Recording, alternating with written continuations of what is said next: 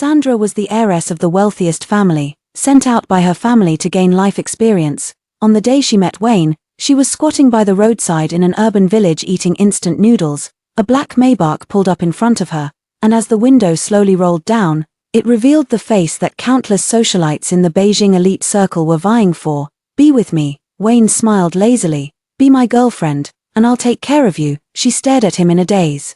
The instant noodle soup spilling all over her hand. This following lasted for 5 years. He took her to live in a top-tier mansion, let her use his supplementary credit card freely, and at 3 in the morning, just because she said suddenly craving, he drove all over the city to buy her pan-fried buns. Everyone said, the high and mighty young master of the Stewart family had gone mad, actually doting on a girl of unknown origin. Only one thing he never mentioned, marriage. Sandra knew the reason.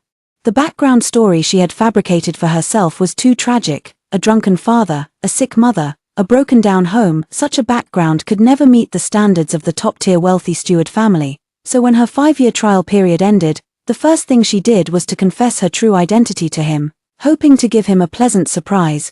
But as she approached the door of his usual private room, she overheard the boisterous congratulations from his brothers inside.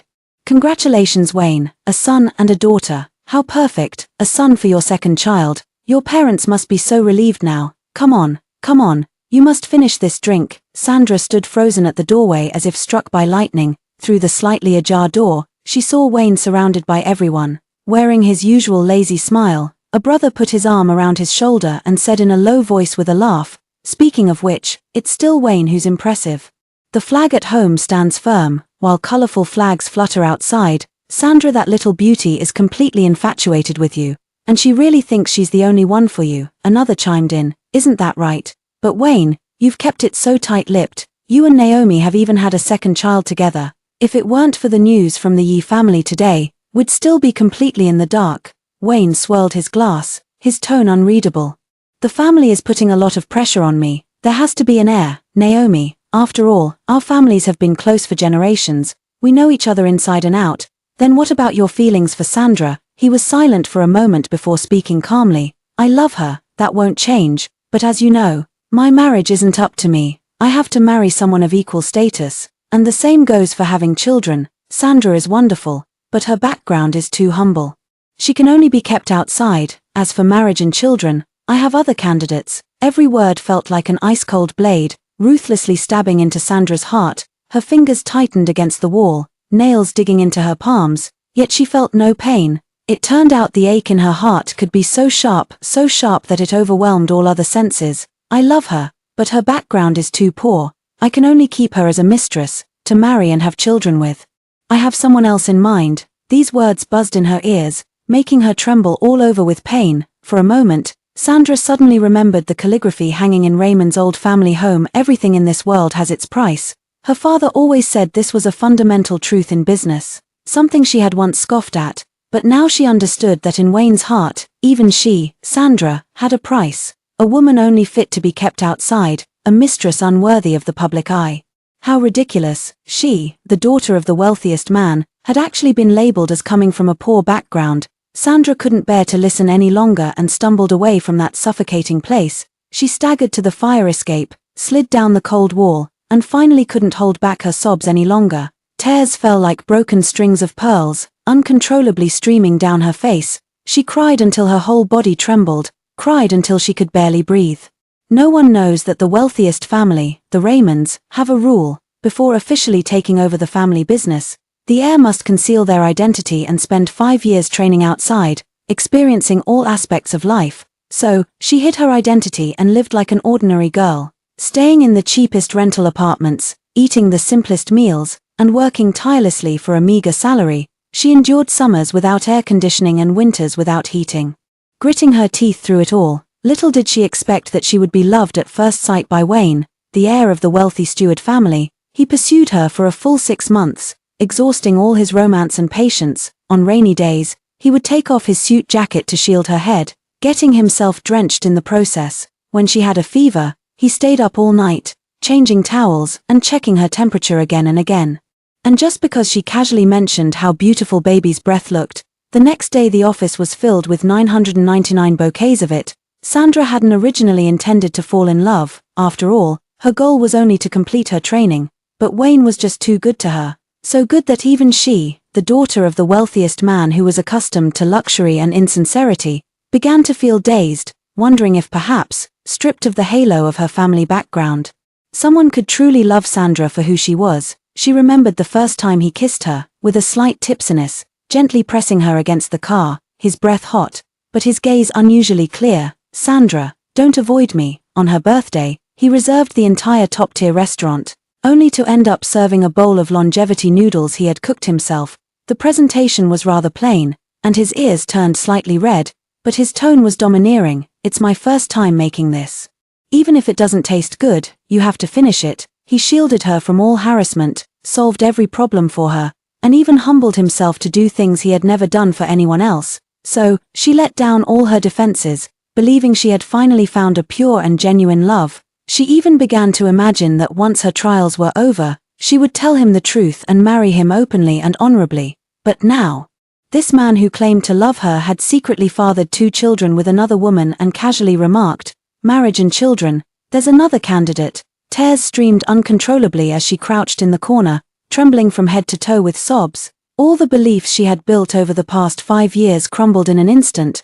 The love she thought she had was, from beginning to end, nothing but a joke. Just as she was crying herself to the point of exhaustion, her phone suddenly vibrated in her pocket. Her hand trembled as she pulled out her phone, where 2 words flashed on the screen: "Home." As soon as the call connected, her mother's voice came through: "Sandra, the 5-year training period is over. You can come back now. The responsibility of the Raymond family should be handed over to you." Sandra wiped her tears hard, trying to keep her voice steady. "Okay, Mom, I'll wrap things up here and come back right away." Her mother paused, then added, "There's one more thing. After you inherit the family estate, according to tradition, you'll need to finalize an arranged marriage partner as soon as possible. As the heir of our Raymond family, your marriage alliance is crucial. Over the past few years, countless families have come to test the waters.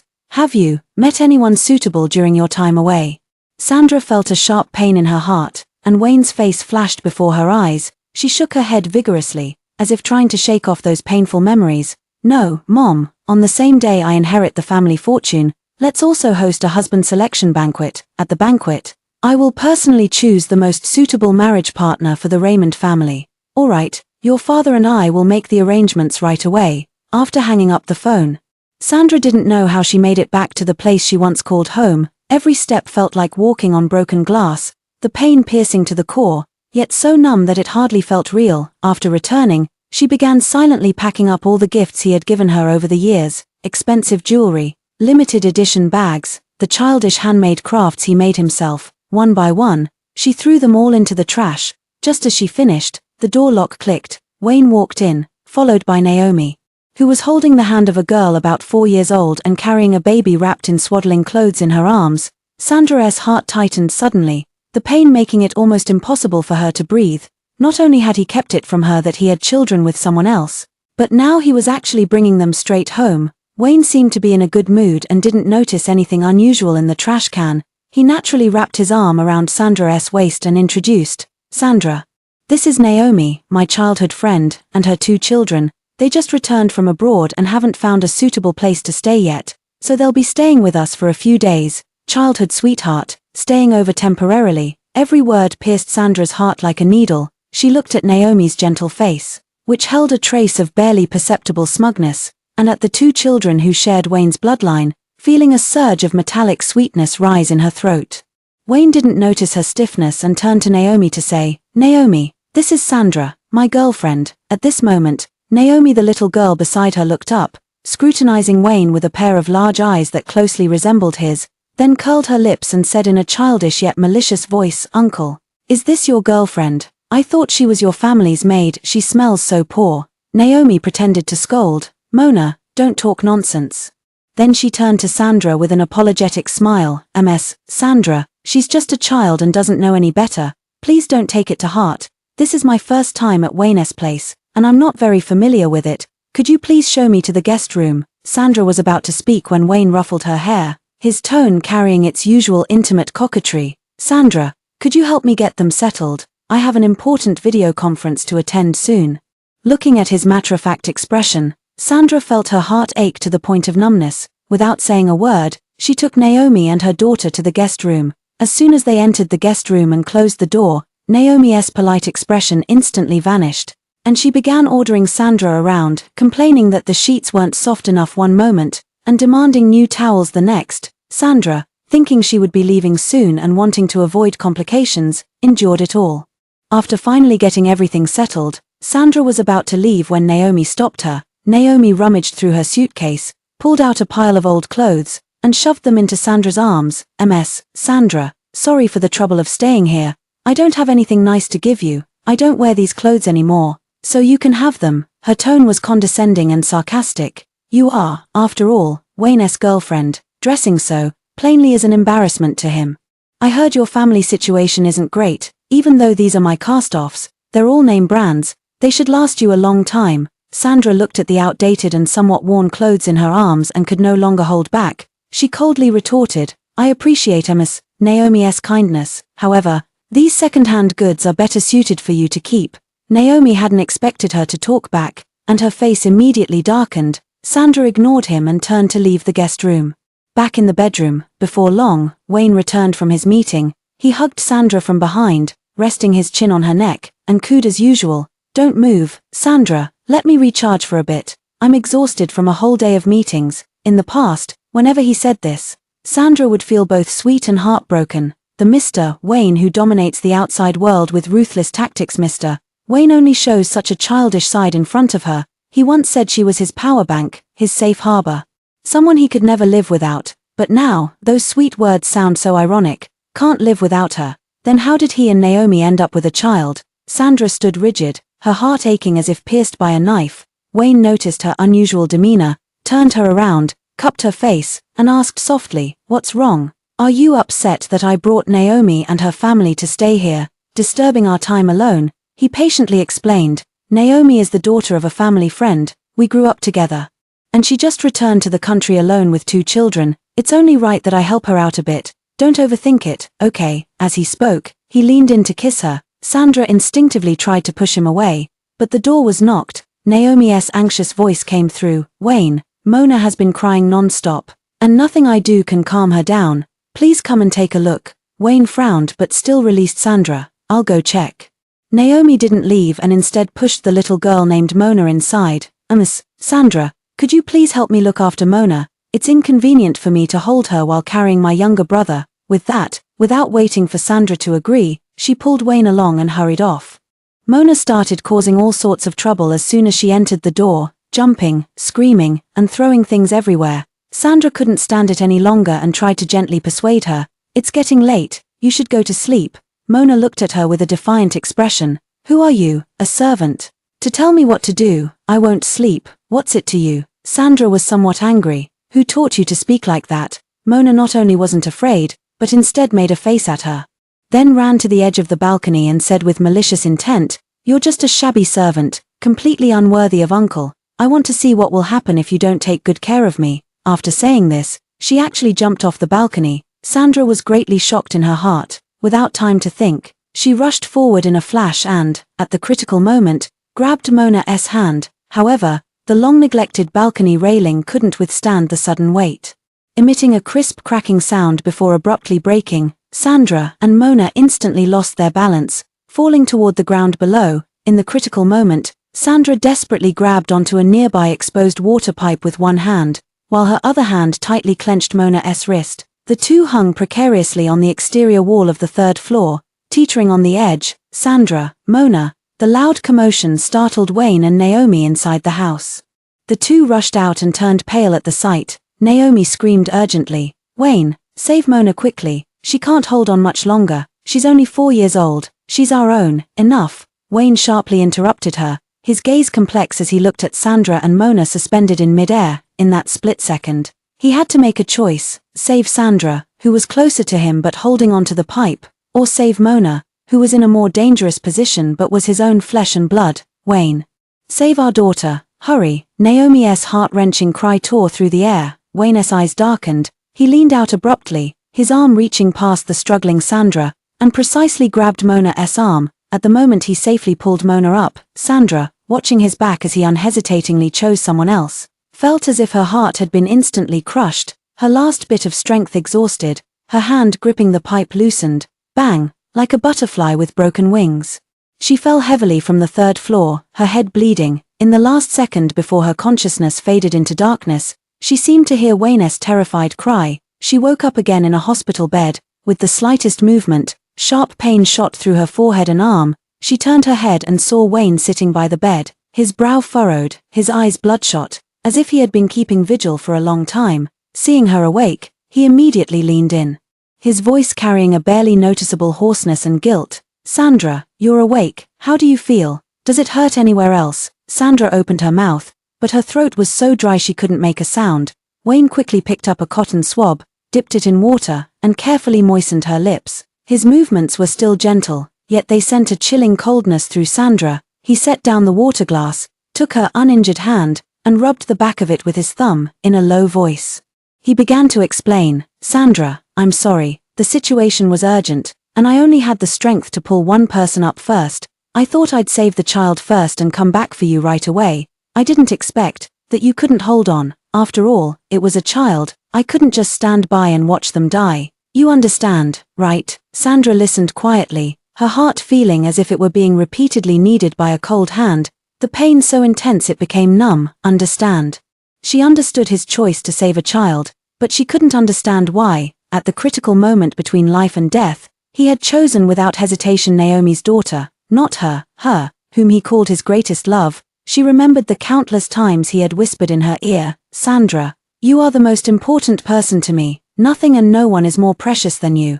How ironic it seemed now that child of his blood, that life he had created with another, was clearly more important than her, his greatest love. She didn't expose his lie, only closed her eyes. "I'm tired, I want to rest." Wayne watched her distant, cold demeanor, the guilt in his eyes deepening. He tucked the blanket snugly around her and said softly, "All right, rest, I'll stay here with you." In the days that followed, Wayne set aside most of his company affairs and personally stayed by the hospital bed to take care of Sandra. He fed her water and medicine, peeled fruit for her, and even helped her bathe. His thoughtfulness was as meticulous as ever. In the past, Sandra would have melted into a puddle of tenderness, but now, every time he drew near, it reminded her of the choice he made on the balcony, and her heart felt as if it were being cut by a knife. Moreover, his company never lasted long. The phone always rings at the right moment, Naomi's gentle yet anxious voice seeping through the receiver. Their daughter, frightened, cries every night. Their son seems to have a slight fever. She simply can't handle it all alone. In the end, Wayne had no choice but to rush back and forth between the hospital and home, watching him leave again and again for another woman and their child. Sandra felt the hole in her heart grow wider and wider, with cold winds whistling through it. Finally, one day, when he once again received a call and looked troubled, Sandra spoke up, her voice filled with utter exhaustion and sorrow. "Wayne, go take care of them. There's no need to run back and forth anymore. I don't need you here anymore." In the past, if she showed even the slightest displeasure, he would become extremely anxious, doing everything he could to comfort her and would never actually leave. But this time, he only remained silent for a few seconds, then gently hugged her and said a weak, powerless sentence, "Don't overthink it, I'll be back soon." After saying that, he actually turned and left.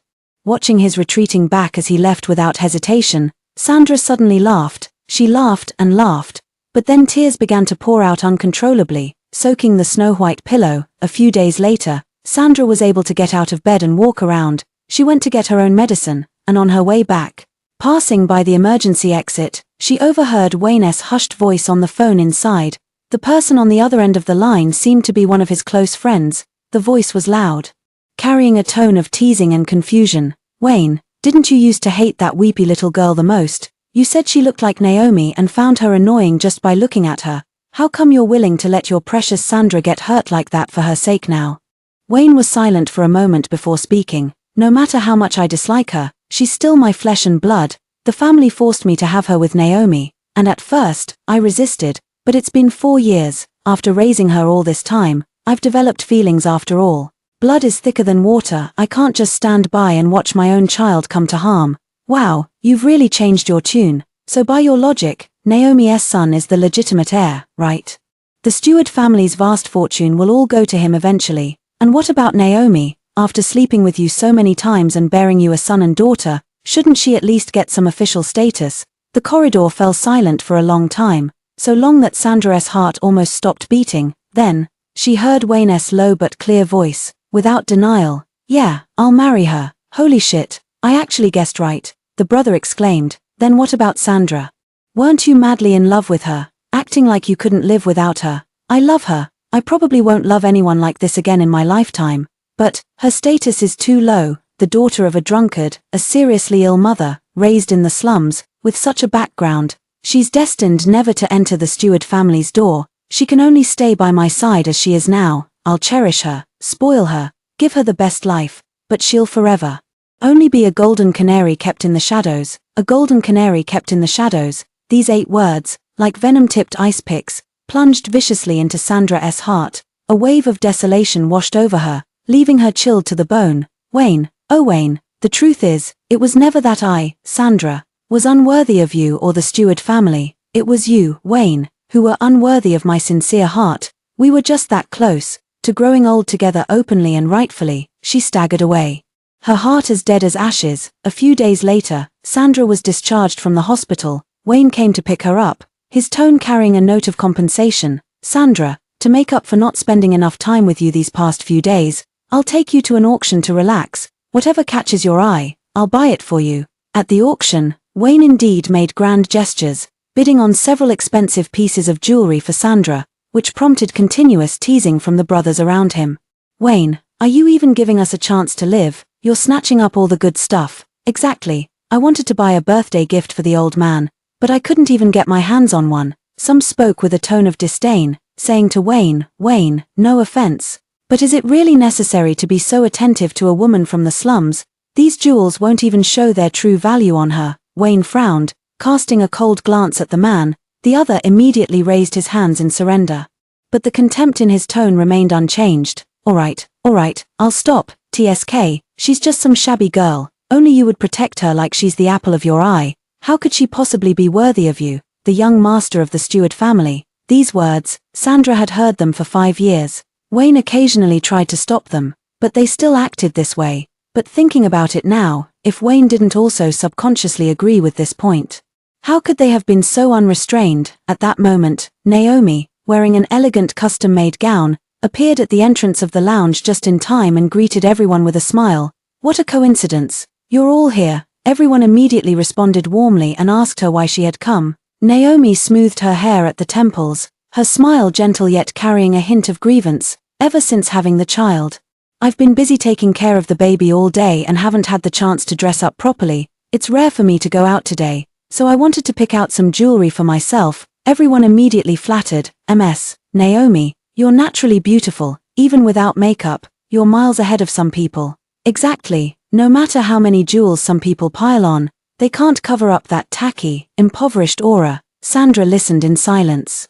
These comparisons and sarcastic remarks pierced her already riddled heart like needles. The second half of the auction began, with several new pieces of jewelry being presented. The crowd teased, "Wayne, even if you don't leave us any room to breathe, you should at least save one piece for Naomi, shouldn't you? It's rare for her to come out." Wayne smiled and indeed did not raise his paddle again.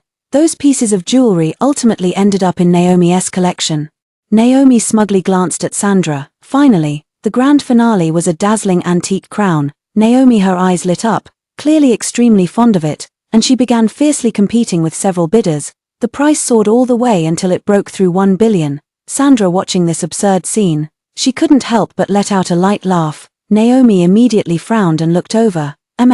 Sandra, what are you laughing at?" Sandra said calmly. "Nothing, I just find it a bit amusing that everyone is competing to bid on a replica." Naomi frowned. "What do you mean? Who told you this is fake?" The others also cast dissatisfied glances. Sandra calmly listed several professional appraisal doubts, with precise details and clear logic. The final piece of damning evidence she didn't mention was that the real crown was safely stored in her Raymond family's private museum. She was just kindly reminding everyone, not wanting anyone to be taken for a fool. However, after hearing this, instead of believing her, the crowd burst into even louder laughter. "Ha ha ha, what did she say? A replica? What does someone from the slums know about antique jewelry? Reading a few magazines and suddenly you think you're a master appraiser." Naomi also shook her head with a laugh, saying to Wayne, "Wayne, You really need to take the time to teach Sandra how to identify jewelry properly. It's one thing to say these things in front of us.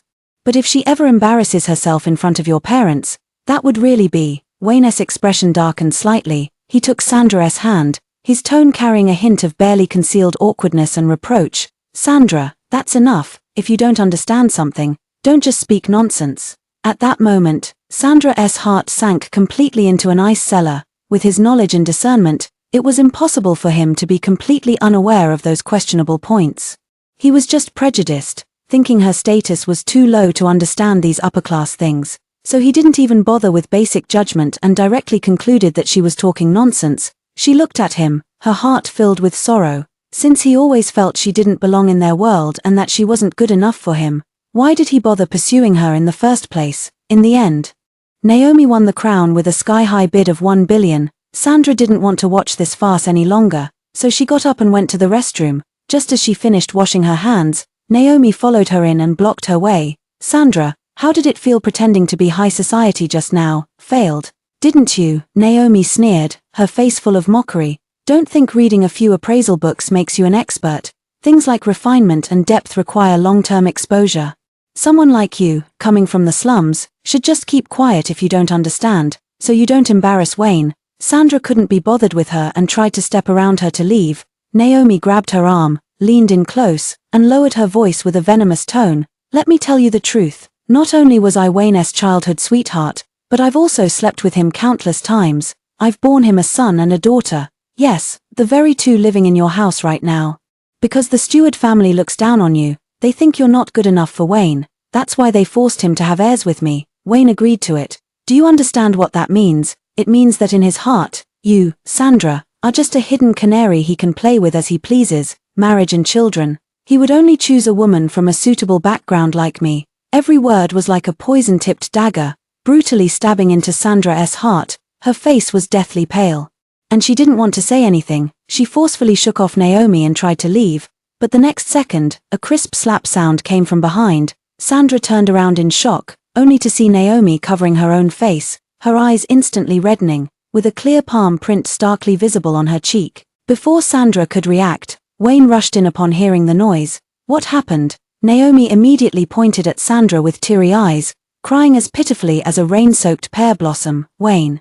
Maybe it's because last time you saved Mona but didn't save Sandra. She held a grudge. That's why she slapped me. Wayne looked at Sandra in disbelief. Sandra, is this true? Sandra, seeing the undisguised suspicion in his eyes, her heart ached so badly it almost spasmed. Before, no matter who bullied her, he would stand by her side without hesitation, even telling others, I'm here to back Sandra up, not to be fair. But now, her voice trembled.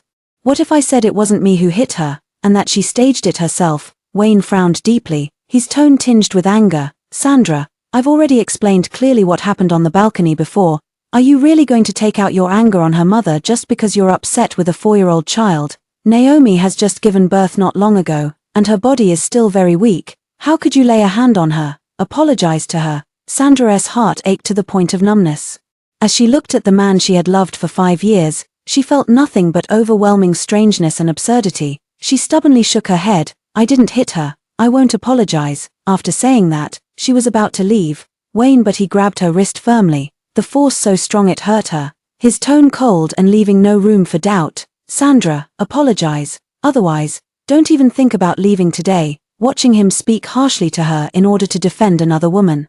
The last trace of love in her heart finally shattered completely. Sandra suddenly laughed, a laugh filled with desolation and despair. She looked at Wayne, then glanced at the smug Naomi standing behind him, and said softly, Fine, I apologize. I'm sorry, Naomi, I shouldn't have hit you. Is that enough? Every word felt like it was slowly tearing her heart apart. After saying this, with red-rimmed eyes, she forcefully shook off Wayne's hand, turned around, and rushed out of the restroom. Just as she stepped out, she nearly collided with someone. The person was a well-dressed middle-aged man. When he saw Sandra's face, he clearly froze for a moment, then his expression turned to one of extreme surprise and respect. Instinctively, he started to bow and speak, Young miss. The next second, Wayne also followed out of the restroom, frowning as he asked, What young lady? Do you know him? The man saw Wayne, paused for a moment, And just as he was about to speak, someone called out to him from a distance. He had no choice but to give Sandra a complex yet respectful look,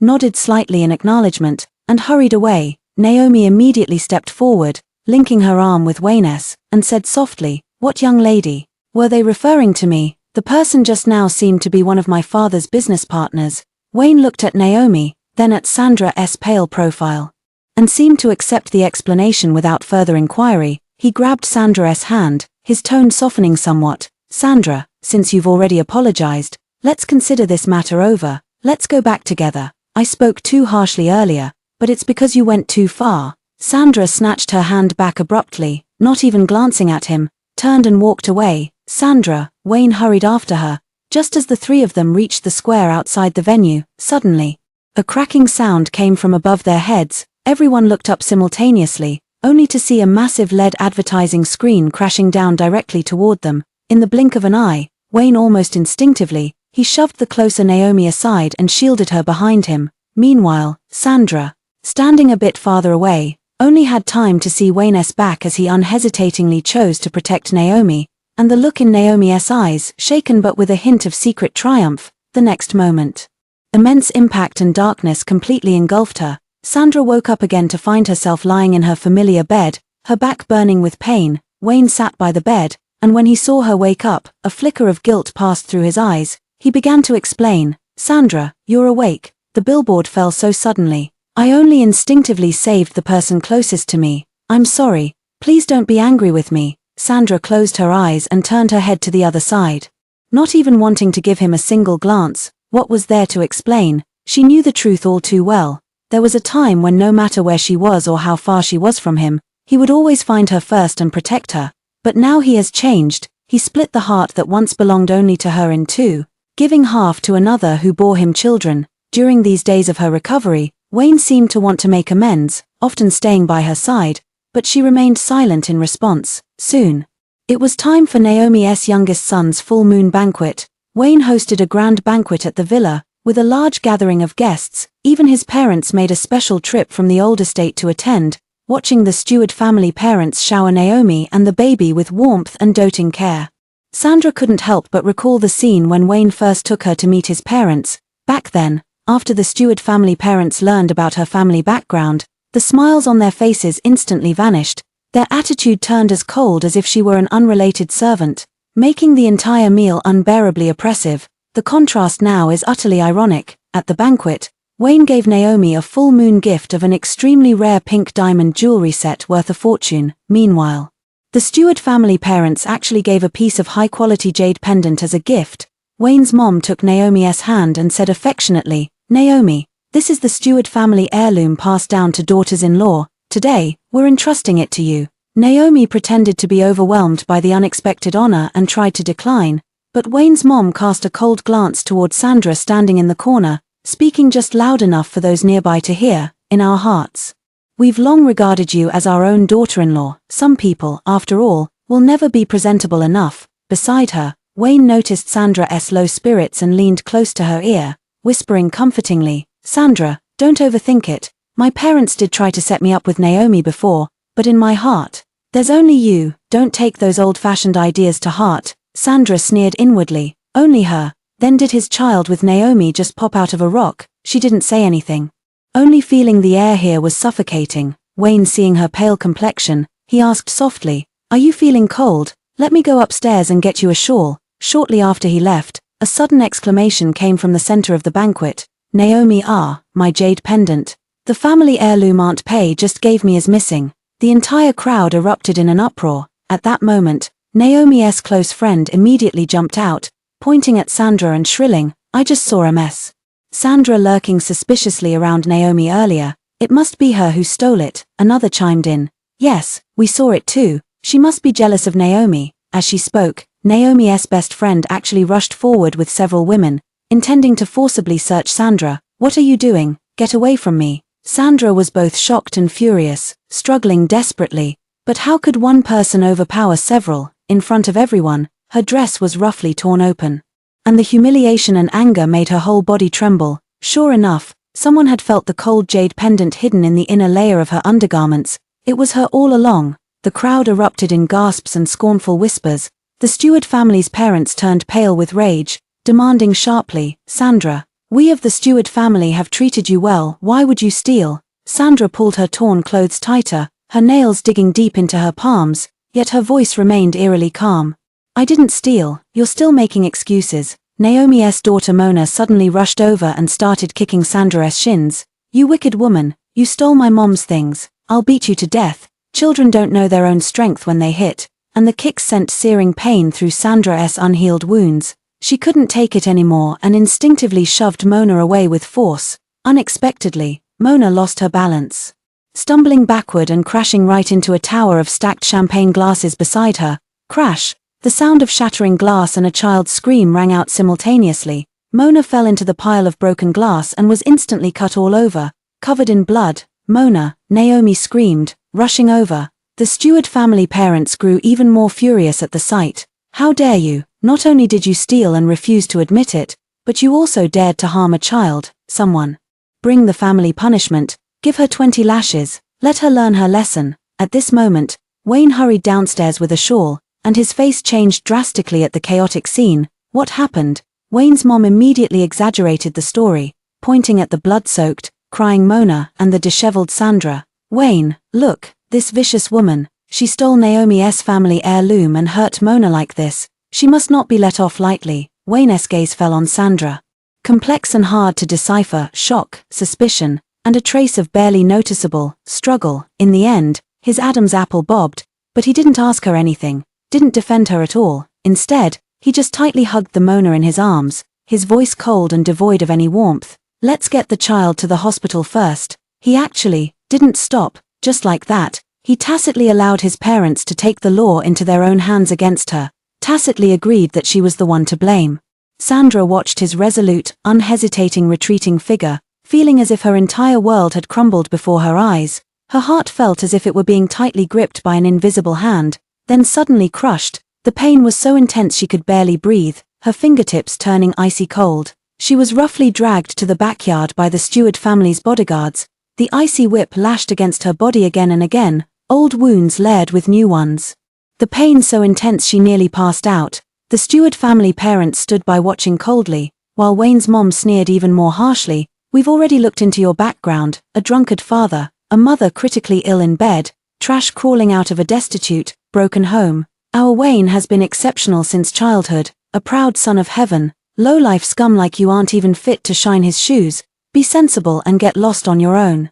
Don't force us to make a move and strip you of the last shred of your dignity." Sandra's consciousness gradually blurred amidst the excruciating pain and humiliation, until it was completely swallowed by boundless darkness. When she woke again, she was still on that cold bed. Her wounds had been roughly treated, but the pain remained unbearable. As soon as she opened her eyes, Wayne pushed the door open, grabbed her wrist without a word, and started dragging her out. "Wayne, what are you doing? Let go of me." Sandra struggled weakly, the movement pulling at her wounds, causing cold sweat to break out from the pain. Wayne seemed oblivious to her suffering, dragging her half forcibly to the hospital and shoving her straight into the blood collection room. "Draw her blood. Mona has lost too much blood and needs a transfusion urgently. They have the same blood type," he commanded the nurse coldly, his tone brooking no argument. Sandra widened her eyes in disbelief, her voice hoarse and broken from weakness and shock. "Wayne, can't you see the whip marks all over my body? I just narrowly escaped death. How can I possibly give blood in this state?" Wayne took a deep breath, trying to suppress his irritation, and said in his usual coaxing tone, "Sandra, be good, just a little blood. It'll be fine.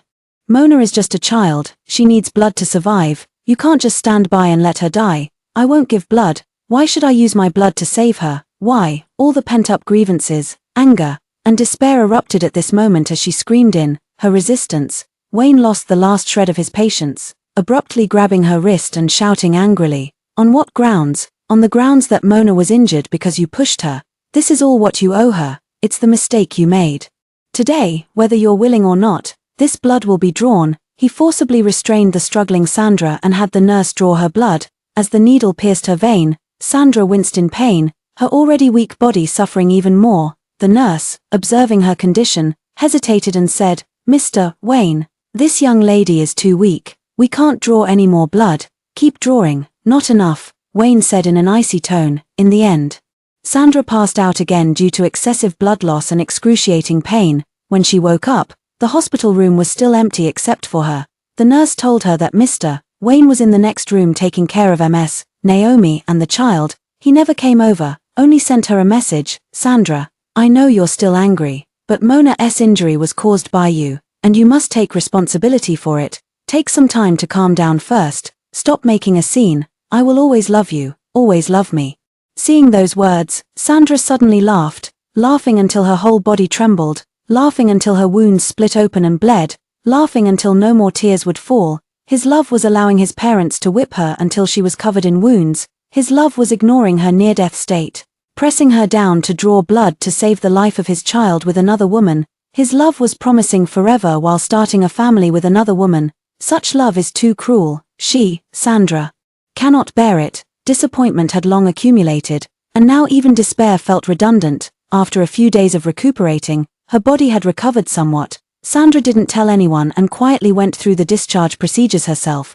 Just as she returned to the villa, her phone rang. Sandra, is everything over there taken care of? It's time to come home. Sandra stood in the empty living room, looking around with a calm and unruffled gaze. She took a deep breath, her voice clear and composed. Yes, everything's taken care of, I'll be right back. After hanging up the phone, she simply packed a few of her own belongings, pulled her suitcase, and left the place without hesitation, leaving not a single trace behind. At the hospital, Wayne learned that Sandra had been discharged early. While taking care of Naomi and the child, he kept sending messages to Sandra. Sandra, why did you leave the hospital so soon? Is your wound still hurting? Are you still mad at me? Why aren't you replying? Did you fall asleep? One by one, I sent them out, but they all sank without a trace. Wayne frowned slightly, a faint, indescribable unease and strangeness flickering in his heart. This wasn't like her. In the past, no matter how angry she was, if he coaxed her like this, she would eventually soften and respond. Fortunately, a few days later, Naomi and the child were finally able to be discharged from the hospital. Wayne immediately took them back to the villa, all the while thinking about how to explain his helplessness to Sandra. But when he pushed open the door, he found that Sandra's room was empty, and all her belongings were gone. Only on the living room coffee table lay a simple note. Wayne, let's break up. Wayne stared at the note, first stunned, then flew into a rage. He crumpled the note, threw it to the ground, and immediately wanted to send someone to find her. Naomi quickly stopped him. Wayne, don't be hasty. She's clearly throwing a tantrum. You've spoiled her too much these past 5 years. You've ruined her. She keeps throwing fits and running away from home. It's time you let her cool off a bit. She paused, her tone carrying a confident disdain. Have you forgotten about her family? After 5 years of living in luxury with you, she's long since grown accustomed to a life of comfort. Where could she possibly go?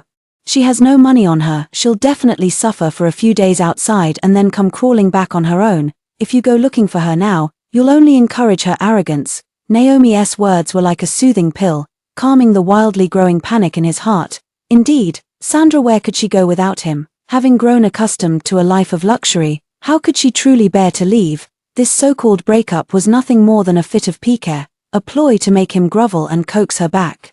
He couldn't let her lead him by the nose. You're right. He took a deep breath, his eyes regaining a hint of cold sharpness and control. I was too impatient. She's taking advantage of my love for her. Let her cool off for a few days. She'll come back. For the next week, he forced himself not to look for her, staying at the villa to take care of Naomi and the child.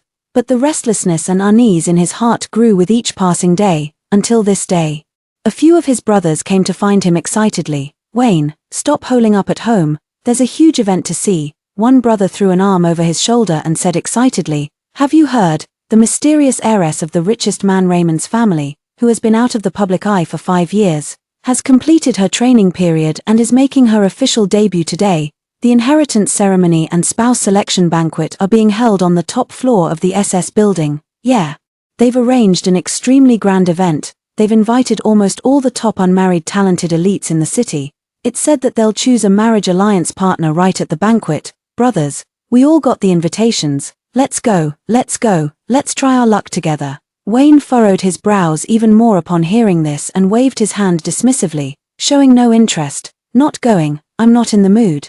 His mind was filled with irritation over where Sandra could possibly be, along with an instinctive aversion to such business marriage occasions. Naomi then linked her arm with his and gently persuaded him. "Wayne, let's go, I want to broaden my horizons too. To see just how distinguished the legendary billionaire's daughter really is. I heard the scale is unprecedented, maybe we can even get to know her." In the end, Wayne was worn down and reluctantly agreed to accompany them. The banquet hall was extravagantly luxurious, filled with celebrities, and everyone marveled at the wealth and influence of Raymond's family. Naomi was dazzled by the spectacle, while Wayne's brothers rubbed their hands in anticipation, hoping to catch the eye of the billionaire's daughter. Only Wayne remained uninterested, holding his glass in a corner, his thoughts already drifting to Sandra, who was nowhere to be found. At this moment, the host stepped onto the stage and announced in a voice trembling with excitement, "Distinguished guests, next, please give your warmest applause to welcome the sole heir of the Raymond family, who has returned from her training, the young lady of the Raymond family." All the lights in the venue focused on the top of the spiral staircase. Amid everyone's eager anticipation, a girl wearing an ice blue floor-length gown, with stunning beauty and a graceful figure, slowly descended the stairs. The entire venue instantly fell silent, leaving only gasps and sighs of admiration. Wayne casually glanced up. The next second, the wine glass in his hand fell to the ground with a sharp crack, shattering into pieces. His eyes were fixed on the familiar figure on the staircase, a figure etched deep into his bones. His pupils contracted violently to their limits, filled with extreme shock, disbelief, and an overwhelming wave of immense panic. Sandra. How could it be Sandra, that canary he thought came from the slums, with nowhere to go without him, surviving only by clinging to him, that woman he believed could only be kept outside due to mismatched social status, even allowing others to look down on her, turned out to be the Raymond family's sole heir to this vast business empire? Is she the daughter of the wealthiest man, standing atop the clouds and admired by all at this very moment? After the overwhelming shock came a tidal wave of panic, nearly drowning him. A chilling fear, named eternal loss, seized his heart like countless icy tentacles, gripping his throat and leaving him breathless. Instinctively, he wanted to rush over, to grab her and demand an explanation, to hold her tightly in his arms and confirm this wasn't an illusion. But the moment he moved, he was subtly separated by the surging crowd and the sharp-eyed bodyguards in black suits who had quietly appeared at some point. Like a small boat adrift and out of control, he was isolated beyond the sea of people, forced to watch that radiant figure step by step move toward the center of the stage, growing further and further away from him. The brothers beside him were also dumbfounded, their excitement and frivolity completely frozen on their faces, turning into extreme shock and disbelief. They looked at Sandra on the stage, then at the devastated Wayne, their faces alternating between red and pale, recalling all the mockery and contempt they had directed at that girl from the slums over the past 5 years. They now felt their faces burning with shame, utterly mortified. Naomi turned as pale as a sheet, her entire body trembling uncontrollably. Even her meticulously applied makeup couldn't conceal the panic and fear emanating from the depths of her bones, her greatest reliance. Her family background instantly became as laughable as dust in the face of a true top-tier wealthy heir. She dug her nails deep into her palm, trying to use the pain to suppress the overwhelming urge to scream from the brink of collapse. She suddenly looked at Wayne, only to find his gaze completely fixed on Sandra, as if magnetically drawn. In his eyes, she saw an intensity she had never witnessed before: overwhelming shock, immense regret, and a devastating panic that made her heart sink to the depths. On the stage, the inheritance ceremony was solemnly proceeding. Sandra calmly and unhurriedly, in the presence of lawyers and the elders of the Raymond family, signed the documents and received the seal symbolizing authority. Throughout the entire process, she carried herself with an undeniable presence, steady and dignified, as if she were born to command it all. Her gaze occasionally swept lightly across the room, pausing briefly when it passed over the direction where Wayne was standing. However, there was no emotion in her eyes, no hatred, no resentment, no triumphant satisfaction, not even a ripple of feeling. It was as calm as if she were looking at a complete stranger, an utterly insignificant passerby. Wayne, his heart tightened abruptly under that gaze, the pain so intense he nearly doubled over. Then, Sandra stepped up to the microphone, her clear, cold voice amplified through the speakers, resonating in every corner and striking deep into everyone's hearts. "Thank you, esteemed guests, for gracing us with your presence today to witness my succession of the Raymond family. Furthermore, in accordance with tradition, I will take this opportunity today to select a marriage partner who can stand alongside my Raymond family and journey forward with us into the future. The phrase marriage partner struck like 4 venom-tipped ice daggers, piercing deep into Wayne's heart. He suddenly looked up, his eyes bloodshot, staring in disbelief at the woman on the stage who was both familiar and a stranger. What did she say? Choosing a husband, an alliance marriage? No, absolutely not. She is his. She is Wayne's. How could she go and choose someone else? The entire venue instantly erupted in excitement. Countless young talents burst with fervent light in their eyes, straightening their clothes and eagerly preparing, trying to catch the attention of the queen high above. And Wayne only felt darkness clouding his vision, a buzzing in his ears, as if the entire world was fading away from him. The composure and pride he had painstakingly maintained were utterly shattered in that moment by her casual, offhand remark. The spouse selection banquet officially began. The atmosphere in the banquet hall reached its peak. Elaborately prepared segments unfolded one by one, with young talents sparing no effort, some showcasing their intellect, others displaying witty conversation, and some directly flaunting their wealth, all in hopes of winning even a hint of Sandra's favor. Sandra sat in the main seat with an indifferent expression, occasionally whispering a few words to her parents beside her. Her gaze swept over the eager faces like a queen inspecting her domain, carrying a natural sense of detachment and scrutiny. Wayne stood on the outskirts of the crowd, like a desperate beast trapped in a cage.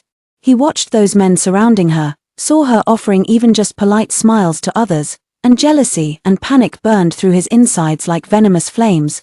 Those eyes that once only gazed at him were now looking at others. That person who once only acted coy and dependent on him was now going to choose someone else to spend her life with. No, he would never allow it. Sandra, she's mine. She can only be mine. His eyes bloodshot. He muttered to himself as the strings of reason snapped one by one. Naomi clutched his arm desperately, her voice trembling with tears and fear. Wayne, don't be impulsive. This is Raymond's house. We can't afford to provoke them. Calm down. But her was like cold water dripping into boiling oil, only making him more frenzied. Finally, when a young master from an influential family tried to invite Sandra to dance, and Sandra didn't immediately refuse.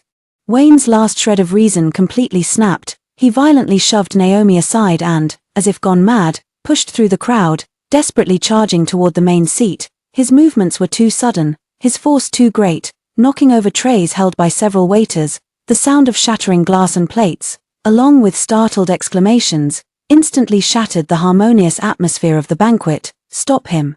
The Raymond family's bodyguards reacted extremely quickly and immediately stepped forward to block his path, but Wayne seemed to feel no obstacles at all. Relying on astonishing strength and a frenzied drive, he actually broke through the bodyguard's interception by sheer force, staggering forward until he reached Sandra and blocked her way. The entire room erupted in an uproar. All eyes were fixed on this sudden turn of events. The music came to an abrupt halt. Wayne, with slightly disheveled hair, wrinkled suit, red-rimmed eyes, and rapid breathing, stared intently at Sandra, his voice hoarse and broken beyond recognition. Sandra, is it really you? How could? Please let me explain. Everything before was a misunderstanding. He tremblingly reached out his hand, trying to grasp hers, as if it were his only lifeline. Sandra, her eyes turned icy cold the moment he charged toward her. The instant he reached out his hand, she swiftly and decisively withdrew hers, placing it on her lap, avoiding his touch. She lifted her gaze, her eyes as cold as frost-edged blades, filled with undisguised aloofness and disgust. Mr. Wayne, her voice was clear and cold, carrying through the microphone with an intangible pressure. Please show some self-respect. You've broken so many of my things. Are we really that familiar? Wayne, his heart shrank from the coldness in her eyes, and he defended himself urgently. Sandra, I know I was wrong. I'll make it up to you. I'll pay for everything that was broken today, no matter the cost. But I can't stand to see you choose someone else. I'll go crazy. You know the whole truth, don't you? That's why you left me. I'm sorry. I didn't know who you were before. All those things I said didn't know who I was. Sandra interrupted him, a faint yet deeply mocking curve lifting the corner of her lips. Her voice rang clear in the ears of everyone present. So, Mr. Wayne's love is conditional, is it? Because I am Sandra, the daughter of the Raymond family. That's why I'm now worthy of you lowering yourself, standing here, putting on this guilt-ridden, pained expression, trying to win me back. She leaned forward slightly, her gaze sharp as a blade, each word piercing straight to the heart. If I were still the girl from the slums you thought I was, the one with a drunken father, a sick mother, and a broken home, Sandra. Would I then deserve to be abandoned by you, to have my blood drawn to save the child you had with someone else, to be looked down upon and humiliated by others with your permission, forever only fit to be your hidden canary? Every word was like a resounding slap, striking Wayne hard across the face. It was like a thunderclap exploding in the quiet banquet hall, drawing countless shocked, disdainful, and probing gazes. Along with hushed whispers, Wayne instantly turned as pale as a sheet. His lips trembling, but not a single word could escape them. Her words had brutally laid bare the most hidden, most despicable calculations and baseness in his heart, exposing them for all to see. All his explanations and apologies now seemed so feeble and laughable. I'm not, he struggled in vain. Sandra had already lost patience and didn't even glance at him again. She coldly instructed the bodyguards who quickly gathered around, "Please escort this gentleman out. Take stock of all today's losses and prepare a detailed list. Make sure Mr. Wayne compensates for every last penny, not a single cent less." "Yes, miss." The bodyguards immediately stepped forward and firmly, unquestionably escorted Wayne away. "Sandra, no, you can't choose someone else, you're mine. You can only be mine." Wayne completely lost control, struggling and roaring with bloodshot eyes, looking like a madman, causing gasps of surprise all around. However, Raymond family's bodyguards were well trained and unceremoniously restrained him, half dragging him out of the banquet hall. Wayne desperately looked back, only to see Sandra coldly stand up and resolutely walk away, not even pausing for a second for him. She calmly instructed her assistant, "The husband selection banquet ends here today. After cleaning up the venue, we'll reschedule it for another day. The ceremony will be held another day." These words struck like a final death knell. Shattering all his hopes, he was unceremoniously escorted out of the Raymond family estate and thrown onto the cold ground. Behind him, the heavy gates slowly closed, completely cutting off that dazzling, brilliant world that no longer had anything to do with him. Under the night sky, he roared in pain and resentment like a wounded beast, but it could no longer bring back even a single glance from that person. Forcibly and embarrassingly escorted out of Raymond family estate. Thrown onto the cold, hard ground, Wayne seemed to feel no pain, struggling to his feet, his crimson eyes fixed intently on the slowly closing gilded gate that completely severed him from the dazzling world inside. He let out a pained roar like a trapped beast. "Sandra, Sandra, come out, listen to my explanation." He threw himself at the gate, pounding on it frantically, his voice hoarse and broken, drawing the vigilant and icy stares of the estate security guards. "Sir, please leave immediately, or we will be forced to take action." The security guard's voice held not a trace of warmth. Wayne seemed to have all his strength drained away, staggering backward before finally collapsing into the car. His phone vibrated frantically. It was Naomi calling. He didn't even glance at it, swiping to decline immediately. A massive wave of panic and loss, like a tsunami, instantly engulfed him. He couldn't believe it, nor could he accept it. That girl he thought couldn't live without him, the one he deemed of lowly birth, was actually the daughter of the prestigious Raymond family. And what had he done to her? He abruptly started the car, the engine roaring, yet he had no idea where to go. He frantically dialed Sandra's number, over and over, but was met only with the cold, monotonous message, "The number you have dialed is powered off." He sent her messages, from incoherent apologies to humble pleas to desperate questions. But all of them sank like stones into the sea, without a single response. "Investigate, find out for me. Where is she? Raymond's family, where have they hidden her?" He roared uncontrollably at his assistant on the other end of the phone, his voice distorted by extreme fear. However, despite using all his connections and resources, the feedback he received only deepened his despair time and time again. The Raymond family had shielded her completely airtight, leaving no trace to be found at any possible location. He attempted to contact Raymond family's top executives, but their attitude was polite yet distant, responding formulaically with "the young lady's whereabouts cannot be disclosed."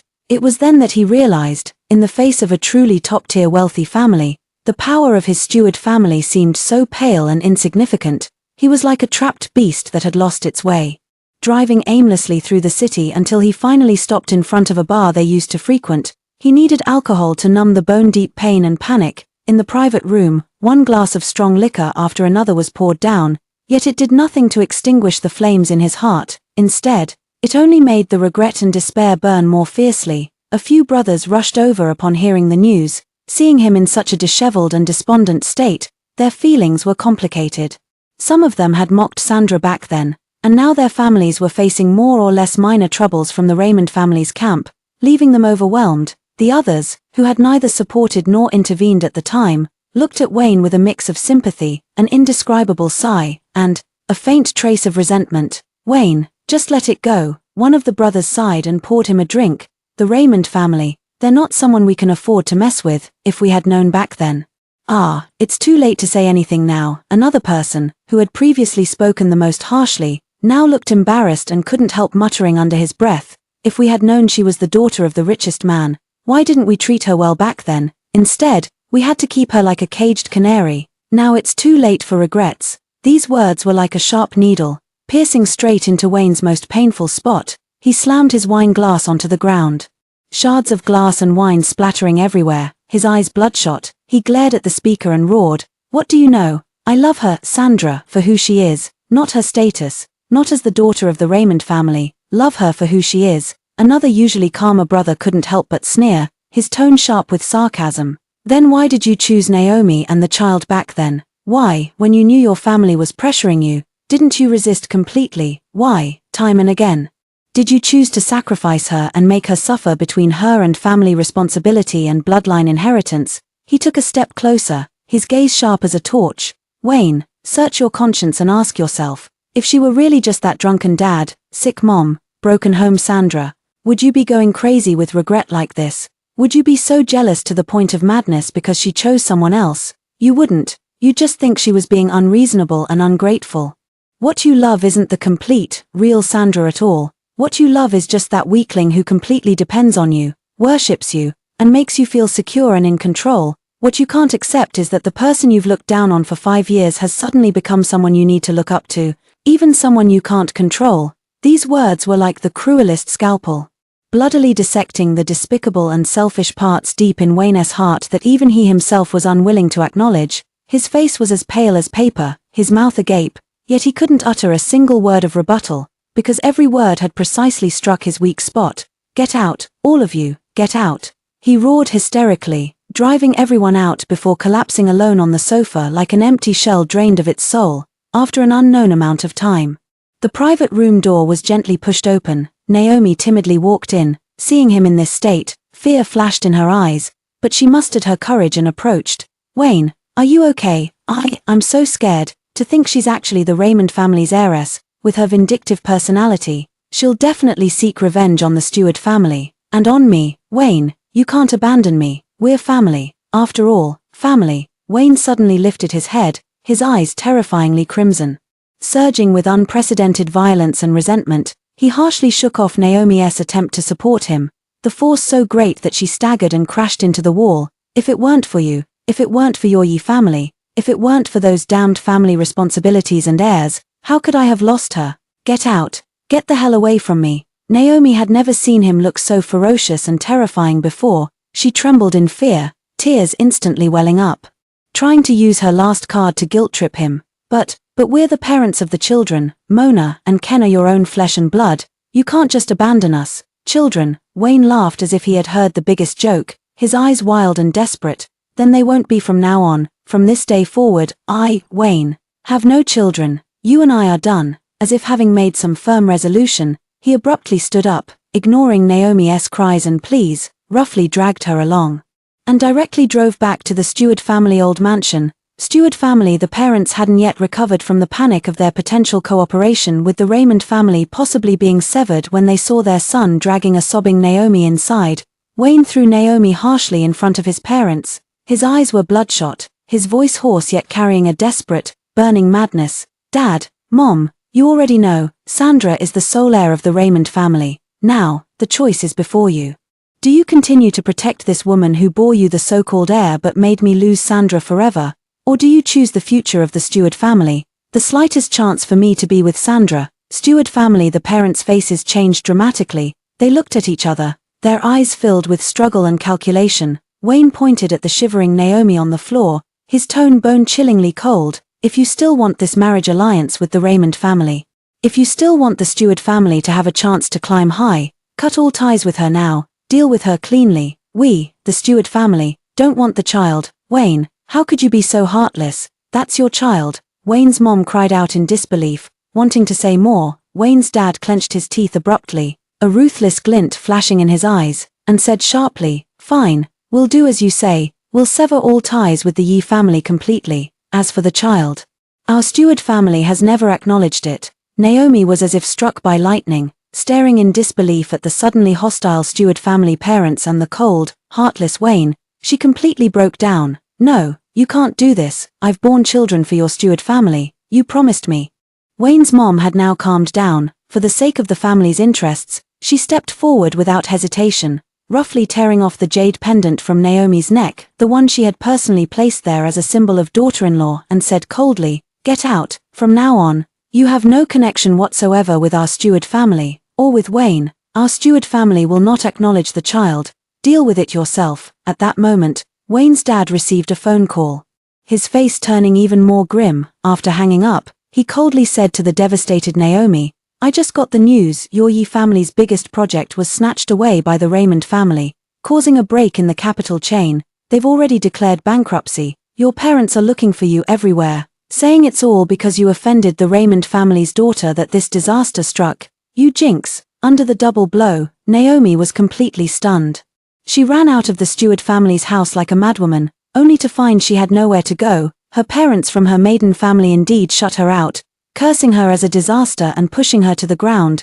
Her clothes disheveled, she wandered the streets in a daze, staring at the bustling yet cold world around her. She finally broke down completely, crying and laughing, appearing utterly deranged, and Wayne, after personally severing all of this, felt no relief in his heart. Instead, he was consumed by an even greater emptiness and despair. He found out the specific location of Raymond's family old house and drove there recklessly. It was a heavily guarded Chinese-style manor hidden halfway up the mountain. He knelt outside the tightly shut, heavy wrought-iron gate, letting the cold rain drench him completely, looking utterly wretched, and called out repeatedly, "Sandra, I was wrong. Please see me, Sandra." The rain blurred his vision, but it couldn't blur the bone-deep regret in his heart. By the floor-to-ceiling window of the manor's main building, Sandra, wrapped in a soft cashmere shawl, held a cup of hot tea in her hands. She watched the kneeling figure in the rain outside with calm, unblinking eyes, as if observing a silent play that had nothing to do with her.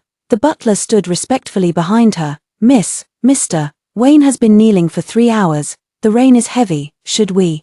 Sandra gently blew away the steam rising from her tea, her voice indifferent. "If he wants to kneel, let him kneel. Pay him no mind." The next morning, Wayne finally collapsed heavily in the cold rain, unconscious, due to physical exhaustion, high fever, and inflamed wounds. Sandra received the report and merely glanced indifferently out the window before instructing, "Send someone to take him back and dump him at the doorstep of the Stewart family. Also, inform the Stewart family to control their people and not come obstruct my view again." After several days of recuperation and preparations, the husband selection banquet of the Raymond family was grandly held once again. The venue was changed to the banquet hall of the top-tier 7-star hotel under the Raymond family's ownership. Security levels were heightened several times over, and the screening of invited guests became even more stringent.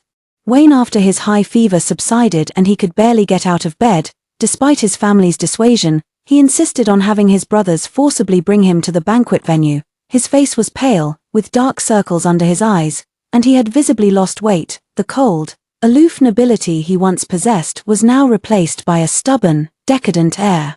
He stared fixedly at the woman seated in the place of honor, radiant and engaging in lively conversation with various elites, feeling as though his heart was being roasted over a fire. Consumed by jealousy and despair, he watched as men surrounded her, presenting expensive gifts, showcasing their talents, and even someone playing a piano piece for her on the spot. And she, though still with a calm expression, would occasionally nod or offer a polite, faint smile. Every subtle interaction pierced Wayne's eyes like needles. Countless times, he wanted to rush forward, pull her away from that place, and declare to everyone that she was his, but he was firmly locked in place by the sharp-eyed, cold-aired guards around her, as if the slightest unusual move from him would result in him being unceremoniously escorted out. It was time for the gift presentation. Wayne took a deep breath and, holding the legendary Moon Goddess diamond jewelry set, a piece he had expended immense effort and nearly emptied half his personal treasury to acquire, walked forward with heavy steps. He hoped that with this earth-shattering gift, He could salvage a sliver of room for maneuver. "Sandra," he said, his voice dry and tinged with a humble plea, "this is for you." Sandra didn't even glance at the brocade box in his hand, merely giving a slight nod to the assistant beside her. The assistant immediately stepped forward, expressionlessly accepting the priceless gift, registering it in the ledger as if handling an ordinary item, then placing it aside in the mountain of accumulated presents without any special treatment. Wayne's heart instantly sank to the depths, his fingers trembling slightly. Just then, Sandra's gaze swept indifferently across the room, finally settling on a figure in the crowd who was trying to lower their presence, a face as pale as a ghost. Naomi had somehow managed to sneak in. Sandra curled her lips into a faint yet icy smile, her voice clearly echoing through the banquet hall via the microphone. "Tonight's grand feast is filled with distinguished guests. However, before we proceed, there's a small matter that needs to be addressed to clear up some misunderstandings and prevent certain falsehoods from continuing to taint your ears." As her words fell, the massive screen in the banquet hall suddenly lit up. A clear audio recording began to play. It was precisely the venomous words Naomi had said to Sandra in the restroom during the auction. "I've slept with Wayne countless times. I've borne him a son and a daughter. The Stewart family looks down on you. They think you're not good enough for Wayne. That's why they forced him to have heirs with me. In his heart, you, Sandra, are just a golden canary that can be played with at will, something to be kept in the dark, marriage and children. He would only choose a woman from a suitable background like me." Every word was crystal clear, vicious and mean. The entire room erupted in an uproar, all eyes instantly focused on the pale-faced Naomi. "No, it's not true, that's fabricated, it's a setup," Naomi screamed shrilly, trying to rush onto the stage. Immediately after, the screen switched, playing a surveillance video clip. The angle was clever, perfectly capturing Naomi slapping herself hard and then instantly changing her expression to cry and complain. The footage was clear, undeniable. The truth was revealed. The gazes directed at Naomi were filled with contempt, disgust, and mockery. "My God, how vicious. She actually staged it all herself. A woman like this. The Stewart family must have been blind back then." Wayne stared at the screen in shock, then abruptly turned to look at the panicked Naomi, finally realizing just how terribly wrong he had been. He had been manipulated by this woman all along, yet he had hurt Sandra so deeply. Boundless regret and rage made him almost unable to stand steady. Sandra watched everything coldly, like a judge. "Naomi, I cannot accept your so-called deep affection and loyalty. I have also experienced your noble upbringing firsthand. You are not welcome here. Please leave." Security immediately stepped forward and unceremoniously escorted the screaming, struggling, makeup smeared, and utterly disgraced Naomi out of the banquet hall. The image and dignity she had so meticulously maintained were completely shattered in this moment, leaving her reputation in ruins. After a brief commotion, the banquet hall quickly returned to its previous atmosphere, but the gazes directed at Sandra now held a few more traces of awe. The husband selection process continued. After several rounds of screening, 3 candidates with outstanding family backgrounds, abilities, and appearances finally stood at the forefront. The host handed the final choice to Sandra. Everyone's hearts were in their throats. Wayne clenched his fists so tightly that his nails dug into his palms, drawing blood, yet he felt no pain. His eyes remained fixed on Sandra's lips, terrified of hearing another man's name from them. Just as Sandra picked up the microphone and was about to speak, "Wait," Wayne violently pushed aside the person in front of him, rushed forward, his eyes bloodshot, his voice hoarse and frenzied. "Carrying a destructive obsession. Sandra, you can't choose them. You can only be mine." He scanned the room with a frenzied gaze, his words dripping like a curse, each syllable deliberate. "I'm telling you, I've planted a bomb here today. If you dare utter any name other than mine, I'll detonate it immediately. Everyone, including you, including me, will die together. You belong only to me. Do you hear me?" The entire room fell into a deathly silence. Everyone was stunned by this sudden, insane threat. His face turned pale as he stared in terror at the maniacal Wayne. Sandra looked at him, her expression still calm, but beneath that calm lay an endless chill and a faint trace of weariness. She said nothing, merely looked at him quietly for a few seconds, then put down the microphone, whispered a few instructions to her assistant, and turned to leave the banquet hall surrounded by heavy security, without casting another glance at Wayne. This highly anticipated husband selection banquet once again ended in a farce. The next day, a major earthquake shook the business world. The Raymond family group officially released a statement announcing the termination of all cooperative projects with the Stewart family group and all its affiliated enterprises, effective immediately. The reason given was official and concise. Based on strategic adjustments and value considerations of the group, as soon as the news broke. The Stewart family's stock price plummeted, with their market value evaporating nearly $10 billion in an instant. Multiple ongoing major projects stalled due to the loss of support from the Raymond family, causing the capital chain to suddenly tighten. The Stewart family was thrown into a state of panic and despair. Wayne's dad and Wayne's mom nearly fainted the moment they heard the news. They understood better than anyone what losing the Raymond family, their backing and biggest partner, meant for the Stewart family. It was a devastating blow, one that could cripple them permanently. No longer caring about saving face, the two rushed overnight to the private sanatorium where Sandra was staying, desperately begging for a meeting. After going through multiple layers of notification, they were led into a cold, sterile reception room. Sandra sat in the main seat. Her expression indifferent, idly twirling a pen in her hand. Wayne's mom thudded to her knees, tears streaming down her aged face. "Ms. Sandra, Miss Sheng, we beg you, please be merciful, please spare the Stewart family. It was all our fault, we were blind, we mistreated you, punish us however you want, beat us, do anything, but we beg you, don't destroy the foundation of the Stewart family." Wayne's dad had also lost his former authority, hunched over with a trembling voice. "We've completely dealt with that troublemaker Naomi, we no longer acknowledge her or her child, from now on, they have nothing to do with the Stewart family, we beg you, please consider giving the Stewart family another chance." Sandra watched their performance quietly, only speaking unhurriedly after they finished, her voice devoid of any emotion. "Oh, completely dealt with, I remember, those 20 lashes for the Stewart family. Back then your son and both of you were determined to have my family enforce the punishment."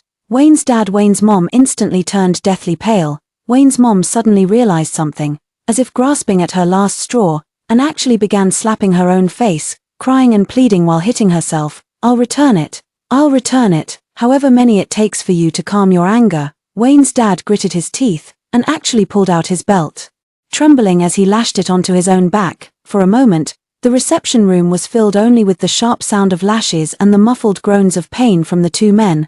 After 20 strikes, the two were in a wretched state, covered in red marks on their faces and bodies, collapsed on the floor, looking at Sandra with hopeful eyes. Sandra then leaned forward slightly, looked at them, and curled her lips into a faint, mocking smile. "All right, I've made up my mind," she paused.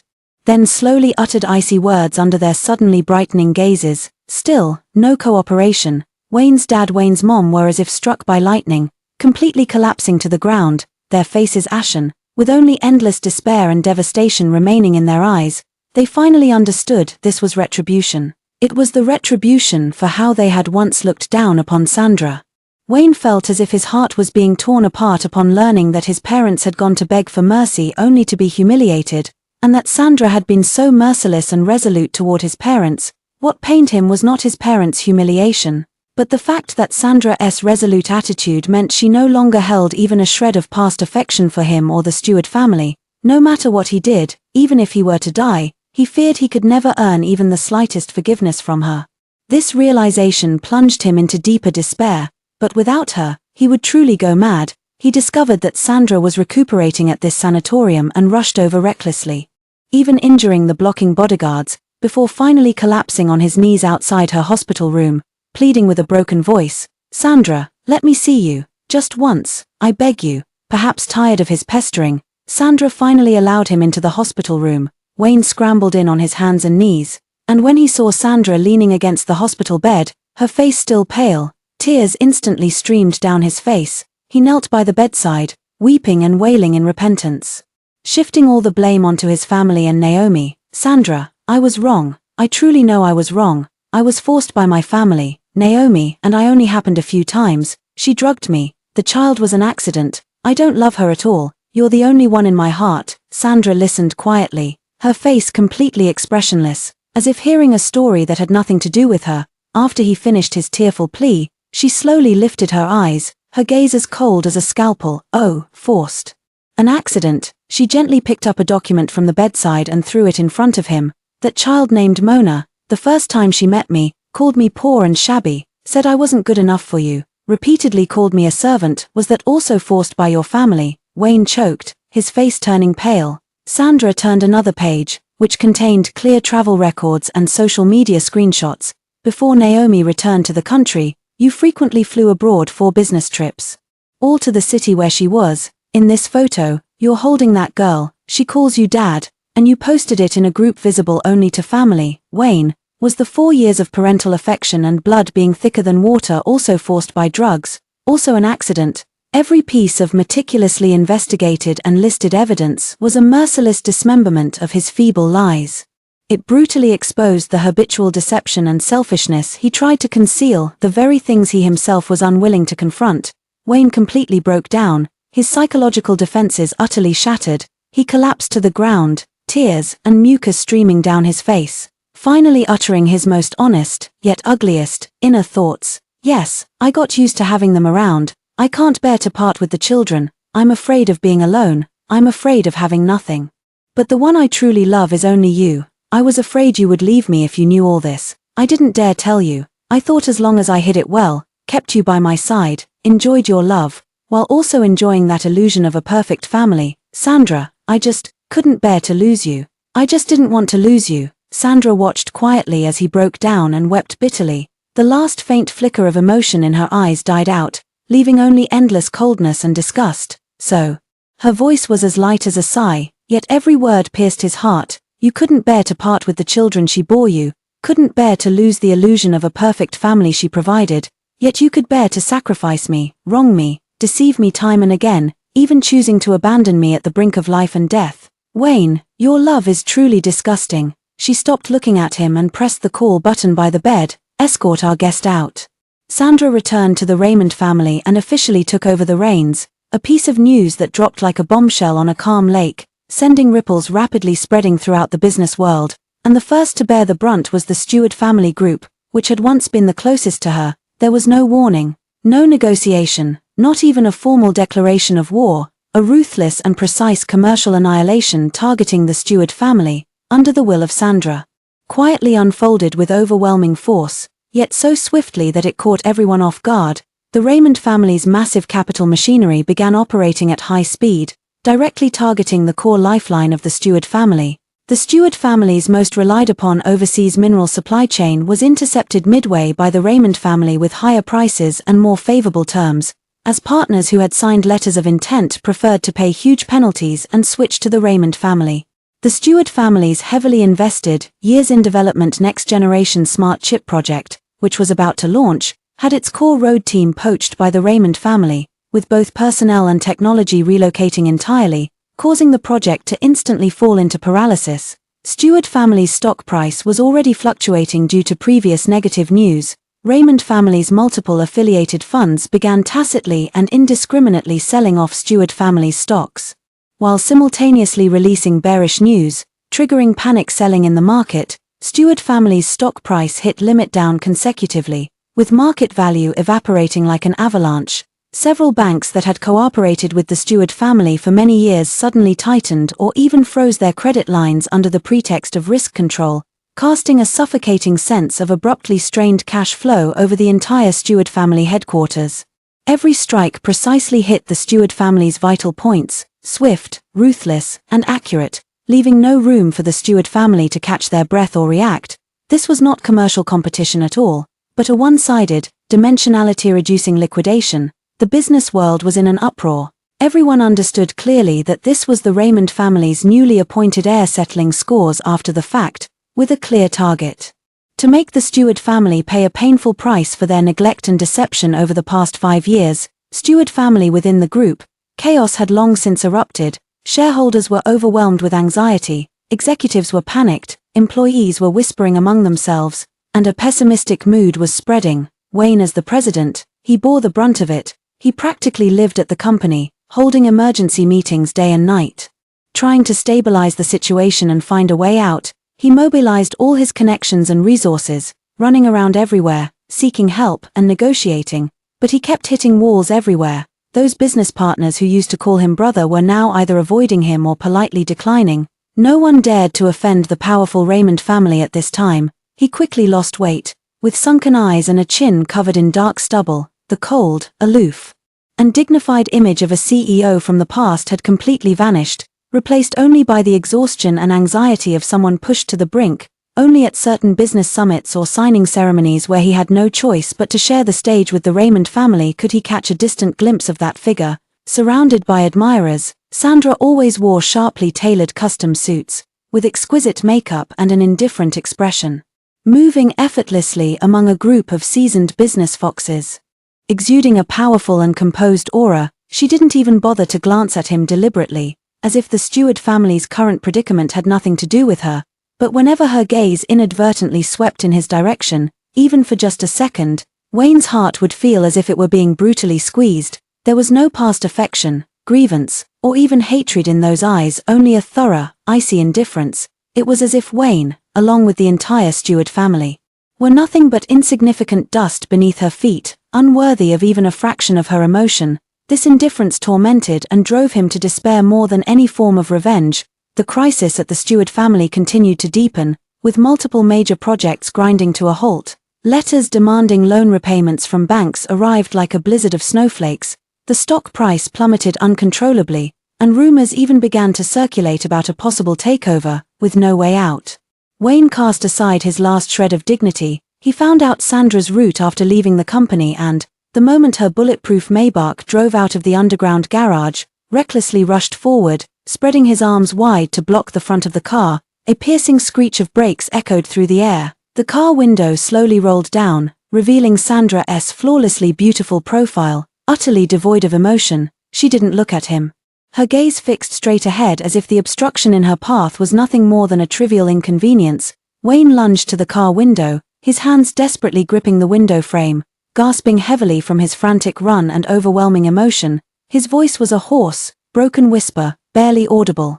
"Sandra, enough, that's enough. I can give up the Stewart family. I don't care about bankruptcy or being acquired. You can take any revenge on me you want. Crush me into the dirt. Leave me with nothing. You can even take my life. I just beg you, stop this. Stop torturing yourself." He gazed at her cold, perfect profile, his heart aching as if being twisted. He stubbornly believed that deep down, she must also be in pain, tormented by memories of the past. Sandra finally turned her head slowly, her gaze falling upon his disheveled face. There was not a trace of warmth in her eyes, only a faint hint of mockery, as if she were looking at something utterly ridiculous. She let out a soft laugh, her voice as cold as ice. "Tormenting myself, Mr. Wayne, are you overestimating yourself, or underestimating me?" Leaning slightly forward, she stared directly at his suddenly pale face, enunciating each word clearly and cruelly. "Watching the things you care about, the legacy your Stewart family takes such pride in, along with your ridiculous arrogance and self-importance, slowly crumble and shatter in my hands, turning into worthless trash. That is my greatest pleasure now." After speaking, she no longer looked at him and calmly instructed the driver in front. "Let's go." The car window rose mercilessly, cutting off his desperate gaze and cries. The black Maybach unhesitatingly drove around him and sped away, leaving only Wayne standing there, utterly dejected, as if all support had been drained from him, slowly sliding to his knees on the cold ground. Her words echoed repeatedly in his ears, "the greatest pleasure." Just as the Stewart family was in turmoil and Wayne was in dire straits, another piece of news broke out, dealing him an even more fatal blow. The young heir of an ancient European financial group, Alexander Times de Vias, made a high-profile visit to China, and one of the most anticipated items on his itinerary was a meeting with the new head of the Raymond family group, Sandra.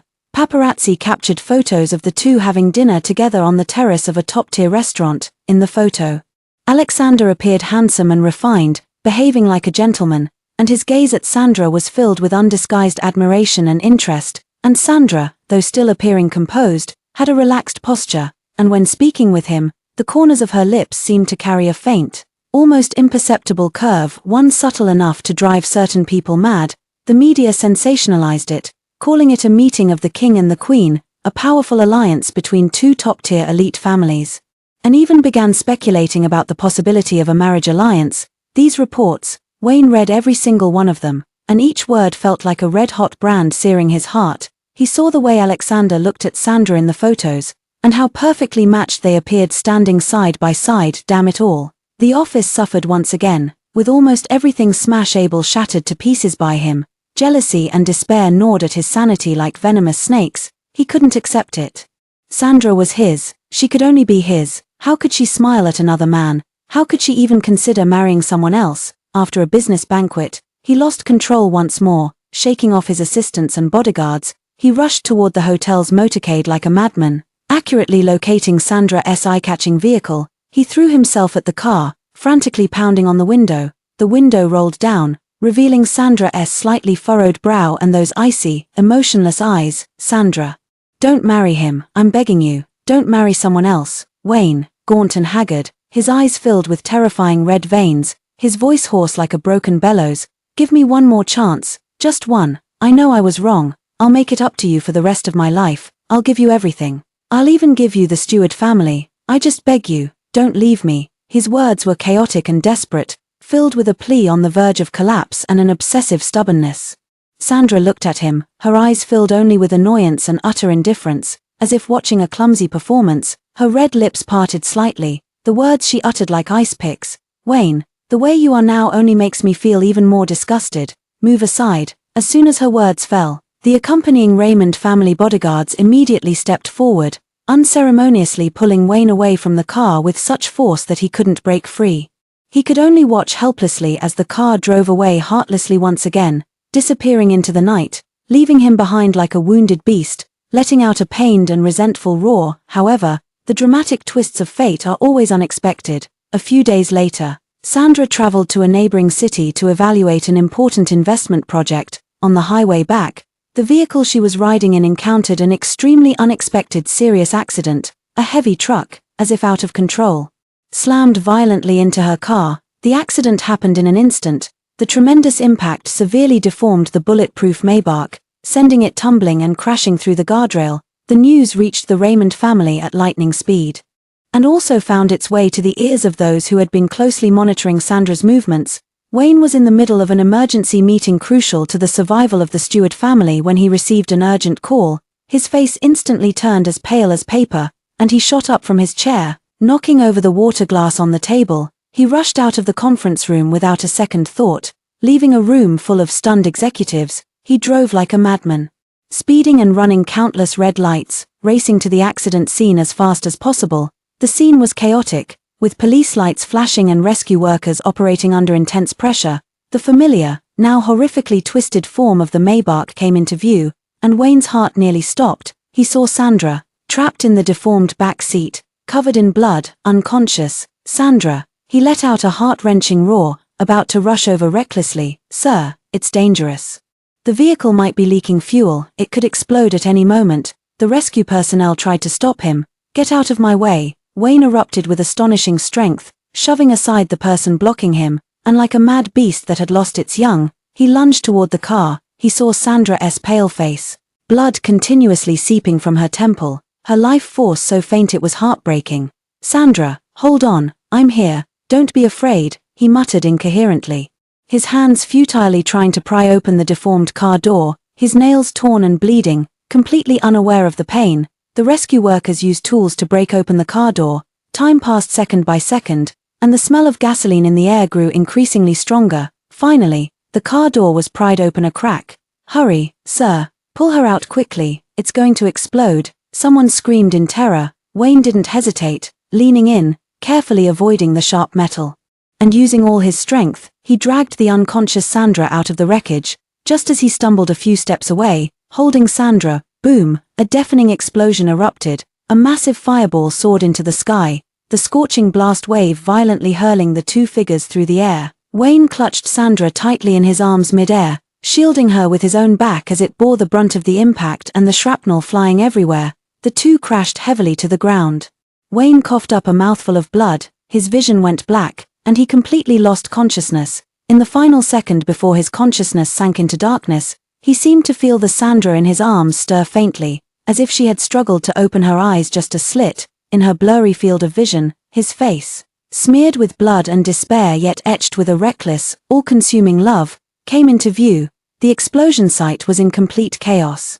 Sandra and Wayne were rushed to the nearest and best hospital. Raymond's family mobilized all their resources, and the best team of medical experts gathered immediately. Sandra, who was sitting in the more bulletproof backseat and was protected by Wayne at the cost of his life, although seriously injured, mostly suffered from impact and glass cuts, with no fundamental injuries. After emergency surgery, she was out of life-threatening danger but requires rest and recovery. As for Wayne, his injuries were extremely critical. The blast shockwave and flying vehicle fragments severely damaged his internal organs and spine, with extensive burns on his back. At one point, his life was in grave danger, and he was directly admitted to the ICU intensive care unit. Steward's parents, upon hearing the news, rushed to the scene. Seeing their son covered in tubes and unconscious, they wept bitterly and were completely panicked. The Steward family was already on the verge of collapse.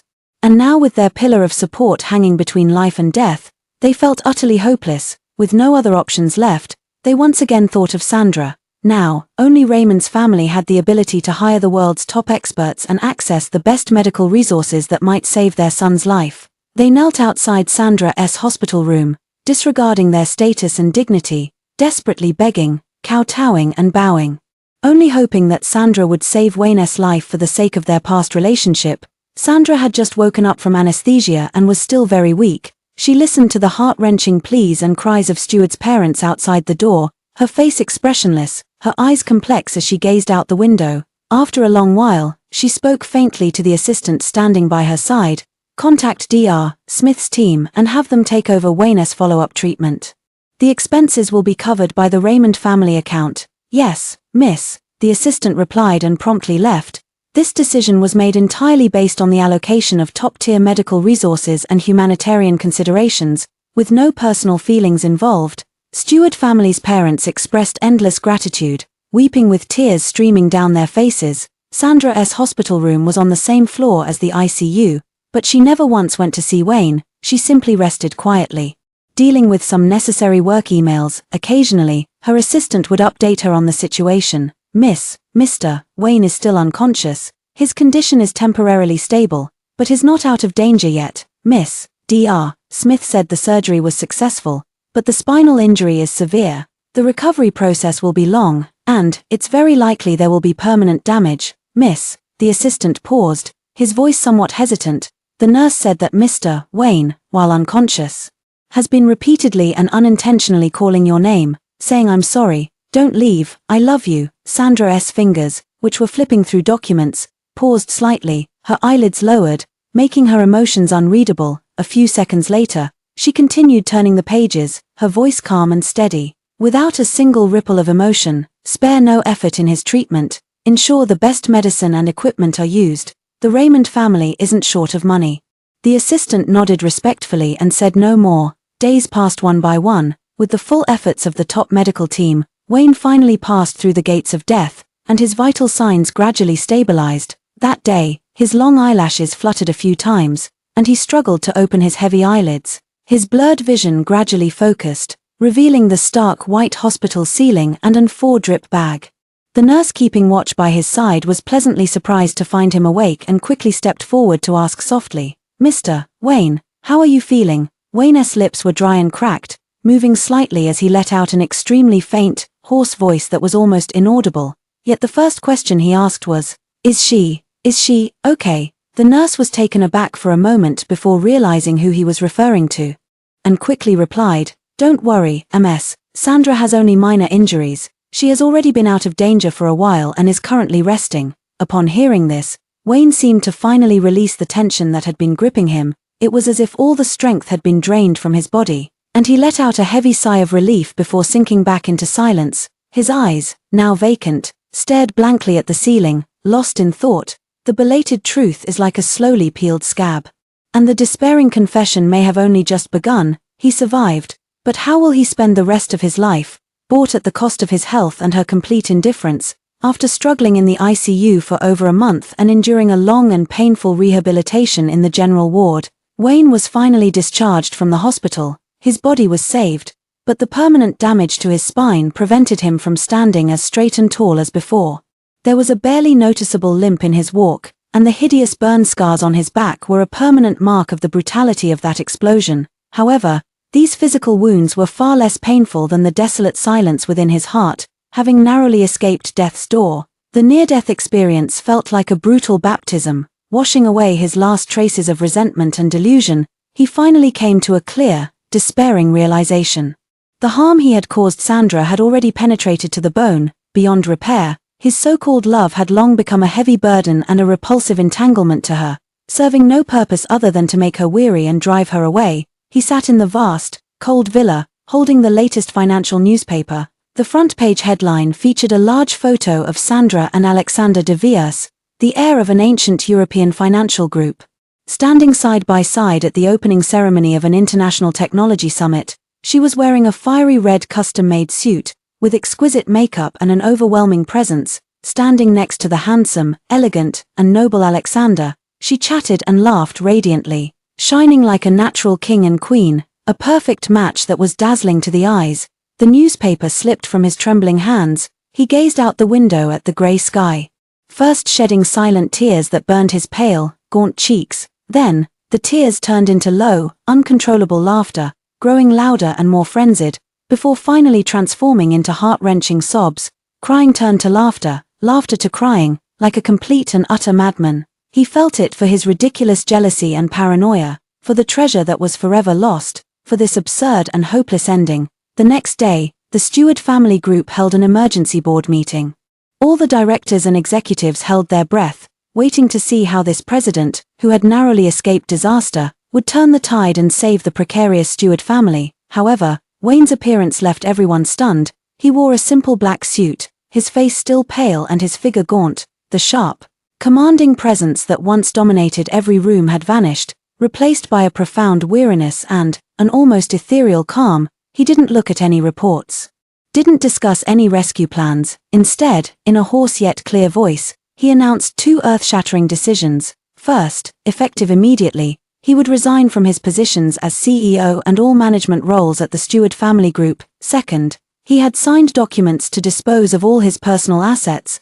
The vast majority would be anonymously donated to charity, while another portion would be used to establish a permanent charitable fund in the name of Sandra, dedicated to funding education and medical assistance for underprivileged women. The conference room was dead silent, then erupted into an unbelievable uproar. "Wayne, are you insane, Mr. Wayne? Think twice. The Stewart family cannot do without you.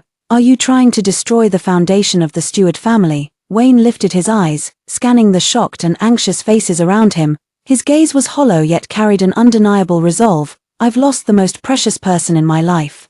These external things, fame, wealth, power, have long been burdens and shackles to me. There's no need to persuade me further." He ignored all and, swiftly and efficiently completing the transfer of power, he pushed aside a pile of documents symbolizing wealth and status as if they were nothing but hot potatoes. Then, he stood up, staggering slightly, and refused his assistant's support. Step by step, slowly yet resolutely, he walked out of the Stewart family building, never looking back. When the news broke, the entire business world was shaken once again. No one could understand Wayne's self-destructive, almost insane behavior that was ruining his future. To his parents who rushed over to question him, weeping and distraught, he only repeated that one sentence: "I lost the person most precious to me. All of this has become meaningless." Having shed all his glory and burdens, Wayne seemed like a completely different person. He changed into the most ordinary cotton shirt and trousers, and moved into a simple one-bedroom apartment. He no longer paid attention to business news, nor did he participate in any social activities. He does only one thing every day. In the early morning, he would arrive early at the street corner opposite the headquarters building of the Raymond family group, buy a cup of the cheapest soy milk, and then stand there quietly, his gaze piercing through the endless stream of cars and crowds.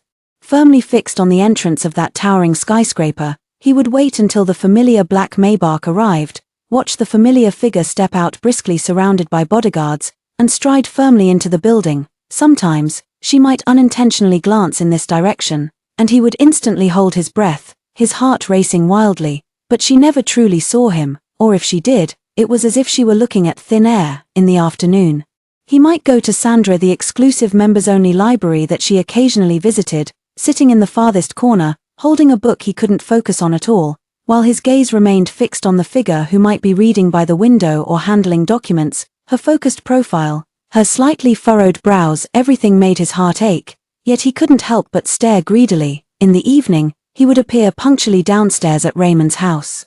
watching her leave by car until the taillights disappeared around the street corner. Only then, as if completing some kind of ritual, would he silently walk away, dragging his slightly limping leg. He did nothing, didn't approach, didn't disturb, only watched, like a devout penitent, or like a homeless wanderer, stubbornly guarding the one light he had long since lost. Sandra's bodyguards had long noticed him, approaching several times to coldly order him away. Even making moves as if to strike. Each time, Sandra would merely cast an indifferent glance through the car window at the gaunt figure standing in the distance like part of the scenery, then wave her hand dismissively at the bodyguards without a flicker of emotion. Let him be, pretend he doesn't exist. This utter indifference tormented Wayne more deeply than any expulsion or humiliation ever could. He would have preferred her hatred, her curses, even her blows. At least that would prove she still cared. But pretend he doesn't exist meant she had completely erased him from her world. Wayne's dad, Wayne's mom, watching their son waste away day by day like a walking corpse, with no trace of vitality left in his eyes. They finally panicked completely. Swallowing all their pride and dignity, they went to great lengths to beg before Sandra. In a quiet reception room, the two elders who were once high and mighty now humbly hunched their backs, tears streaming down their aged faces. Ms. Sandra, President Sheng, all the faults are ours. We were old and foolish, we were snobbish, we allowed that scourge Naomi to bully you. Wayne knows he was wrong, he truly knows he was wrong. Now he's neither human nor ghost, he really can't go on living. We beg you, show mercy, give him one more chance, even if it's just to see him once, say a word to him. Sandra, sitting upright in the host's seat, she leisurely sipped her tea. After listening to their tearful pleas, she slowly raised her eyes, her gaze calm and unruffled, her voice indifferent and devoid of any warmth. What does it matter to me if he can't go on living? She set down the teacup with a crisp sound, as if striking the hearts of the Stewart family parents. Back when I was on the verge of death, when I was belittled, humiliated, beaten, and nearly killed by your Stewart family, who gave me a single chance, who showed even a shred of mercy. She stood up, looking down at the two whose faces had instantly turned ashen. See them out. The last struggle had completely failed. Wayne, upon learning of it, said nothing, only growing more silent. On a dusk when the sunset was as red as blood, he returned to that empty little room, took out paper and pen, and wrote a letter. The letter was long, yet short. It contained no pleas for forgiveness, no recounting of pain, only a deep, settled confession. Born of all the madness and despair that had come before, he admitted he was unworthy of her, thanked her for giving him the warmest and brightest time of his life, and apologized for his own foolishness, prejudice, and all the hurt he had caused her. Finally, he wished her happiness, safety, and a smooth journey through life. He folded the letter, placed it into an envelope along with a small velvet box. Inside the box was the engagement ring he had secretly custom-made 3 years earlier, the one he had never given her. Held back by ridiculous notions of social status and his own hesitation, he went to the post office and carefully mailed the letter without writing a return address. Then, he returned to his residence, simply packed a backpack, told no one, and at dawn, boarded the earliest train leaving City N, disappearing into the vast sea of people. A few days later, Sandra received the anonymous letter and the small box at the office. When the assistant informed her that the sender's information was vague, she seemed to have already guessed what it was. She dismissed her assistant and sat alone behind the wide desk, silently staring at the envelope for a long time before slowly opening it. She read the letter first. The handwriting was somewhat shaky, yet written with extreme care. Every word seemed to be carved out with great effort. She finished reading it calmly, her face showing no expression, as if she were reading an unimportant report. Then, she opened the velvet box. The brilliant diamond refracted a cold gleam under the light, its design exquisite and unique, clearly crafted with immense care. Unfortunately, it was given too late, and it had long lost the meaning it was meant to hold. She picked up the ring, examined it at her fingertips for a few seconds, then without hesitation, casually tossed it deep into the password-locked drawer at the very bottom of her desk, mingling it with a pile of unimportant documents and miscellaneous items, as if it were not a priceless diamond ring, but merely an old relic from the past that needed to be cleared away. She did not reply to the letter, nor did she ever mention it again, but on that very same day, she issued an order. The Raymond family group was to cease all commercial suppression against the Stewart family group and resume the normal business evaluation process. This order, seemingly ordinary, allowed the previously struggling Stewart family to finally catch their breath and slowly begin a difficult recovery. But this had nothing to do with Wayne anymore. Not long after, at an exceptionally grand and lavish private dinner hosted for her by the European heir Alexander Times de Vries. The air was filled with the scent of perfume and the glitter of jewels, as celebrities and dignitaries gathered. Amid the melodious strains of a violin, Alexander knelt on one knee and presented a historically significant antique ring, passed down through his medieval family, proposing to Sandra. The entire room fell silent instantly, with all eyes fixed on Sandra, awaiting her response. This is undoubtedly a remarkable tale of a powerful alliance. Sandra looked at the handsome, deeply affectionate man before her and smiled slightly. The smile was proper and elegant, yet carried an unapproachable sense of distance. She reached out to symbolically assist Alexander to his feet, her voice clear and firm, carrying throughout the venue. Alexander, thank you very much for your deep affection and kind intentions. This ring is extremely precious, but I'm sorry. My current focus and energy are entirely dedicated to the development and future planning of the Raymond family group. I am temporarily unable to consider marriage. I sincerely appreciate your feelings. She refused him decisively, yet still preserved his dignity completely. Alexander's eyes flashed with a trace of disappointment, but it was quickly replaced by respect and understanding. He gracefully kissed the back of her hand, indicating that he would forever remain her loyal friend and partner. The dust has settled, Sandra declared to the world in the most direct way. She didn't need to consolidate her position through marriage. Her kingdom was hers to rule. From then on, Sandra took complete control of the Raymond family's commercial empire. With her iron will, sharp vision, and decisive leadership, she led the group to new frontiers, reaching unprecedented heights. She frequently graced the covers of major financial magazines, with headlines invariably reading Queen of the Business World, sole heir of the top tycoon family, and the woman who redefined the rules.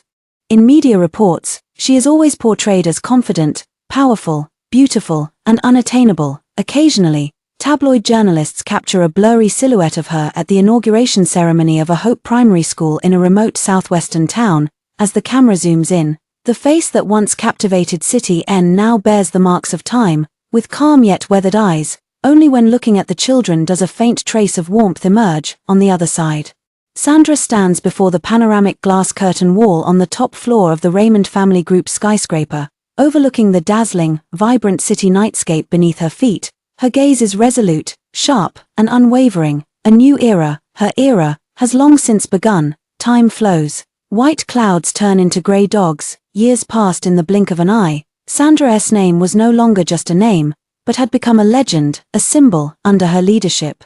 The Raymond family group continuously expanded its territory, with its influence reaching across the globe, becoming a true business empire. She herself became increasingly low-key and mysterious, yet remained an object of admiration and study for countless people. Her love life remained a void, as if all passion and affection had long been burned out in her youth, leaving behind only an absolute grasp on power and career. Occasionally, there were rumors about her close association with certain elites, but they were eventually proven to be nothing more than business collaborations. It seemed she no longer needed love. She was already complete and powerful enough on her own. And in some unknown corner of the world, perhaps in a humble school on the Tibetan plateau, perhaps outside a tent at a charity medical station in Southeast Asia, or perhaps just in a quiet seaside town library, there was always a silent figure. He wore the most ordinary clothes, did the most mundane things, with calm eyes, and rarely communicated with others. No one knew where he came from or what he had done before. It was as if he had completely detached himself from that once glamorous yet cruel and cold world that had belonged to him. Choosing a life almost like that of an ascetic to spend the rest of his days, he engaged in charity work, using this method to silently atone for sins that could never be fully redeemed, and to mourn a past that could never be reclaimed. Occasionally, through a shabby television or discarded old newspapers, he would catch a few words about her, seeing her secure another groundbreaking project, seeing her top another authoritative list, seeing her remain beautiful, powerful, and unattainable. At such moments, he would pause what he was doing and watch quietly, his gaze complex, filled with a distant, vague pain, a bone-deep regret, and perhaps even a hint of pride for her that even he himself failed to recognize. Then, he would look away and continue with his own affairs in silence. What lay between them was no longer just mountains and rivers, but an entire shattered past and lives that could never align again. As time stretches on, City NS upper-class circles have long forgotten the legends of Wayne, the once influential, noble, and aloof young master of the Stewart family has faded from people's memories. Like a stone cast into the center of a lake, the ripples have dissipated, leaving no trace. Meanwhile, the name Sandra is destined to shine throughout an era, remembered and celebrated. Some people, once missed, are gone forever. Some debts, once incurred, are hard to repay in this lifetime. Vast mountains and rivers. The warmth of human life. None is you, yet all is you. The end.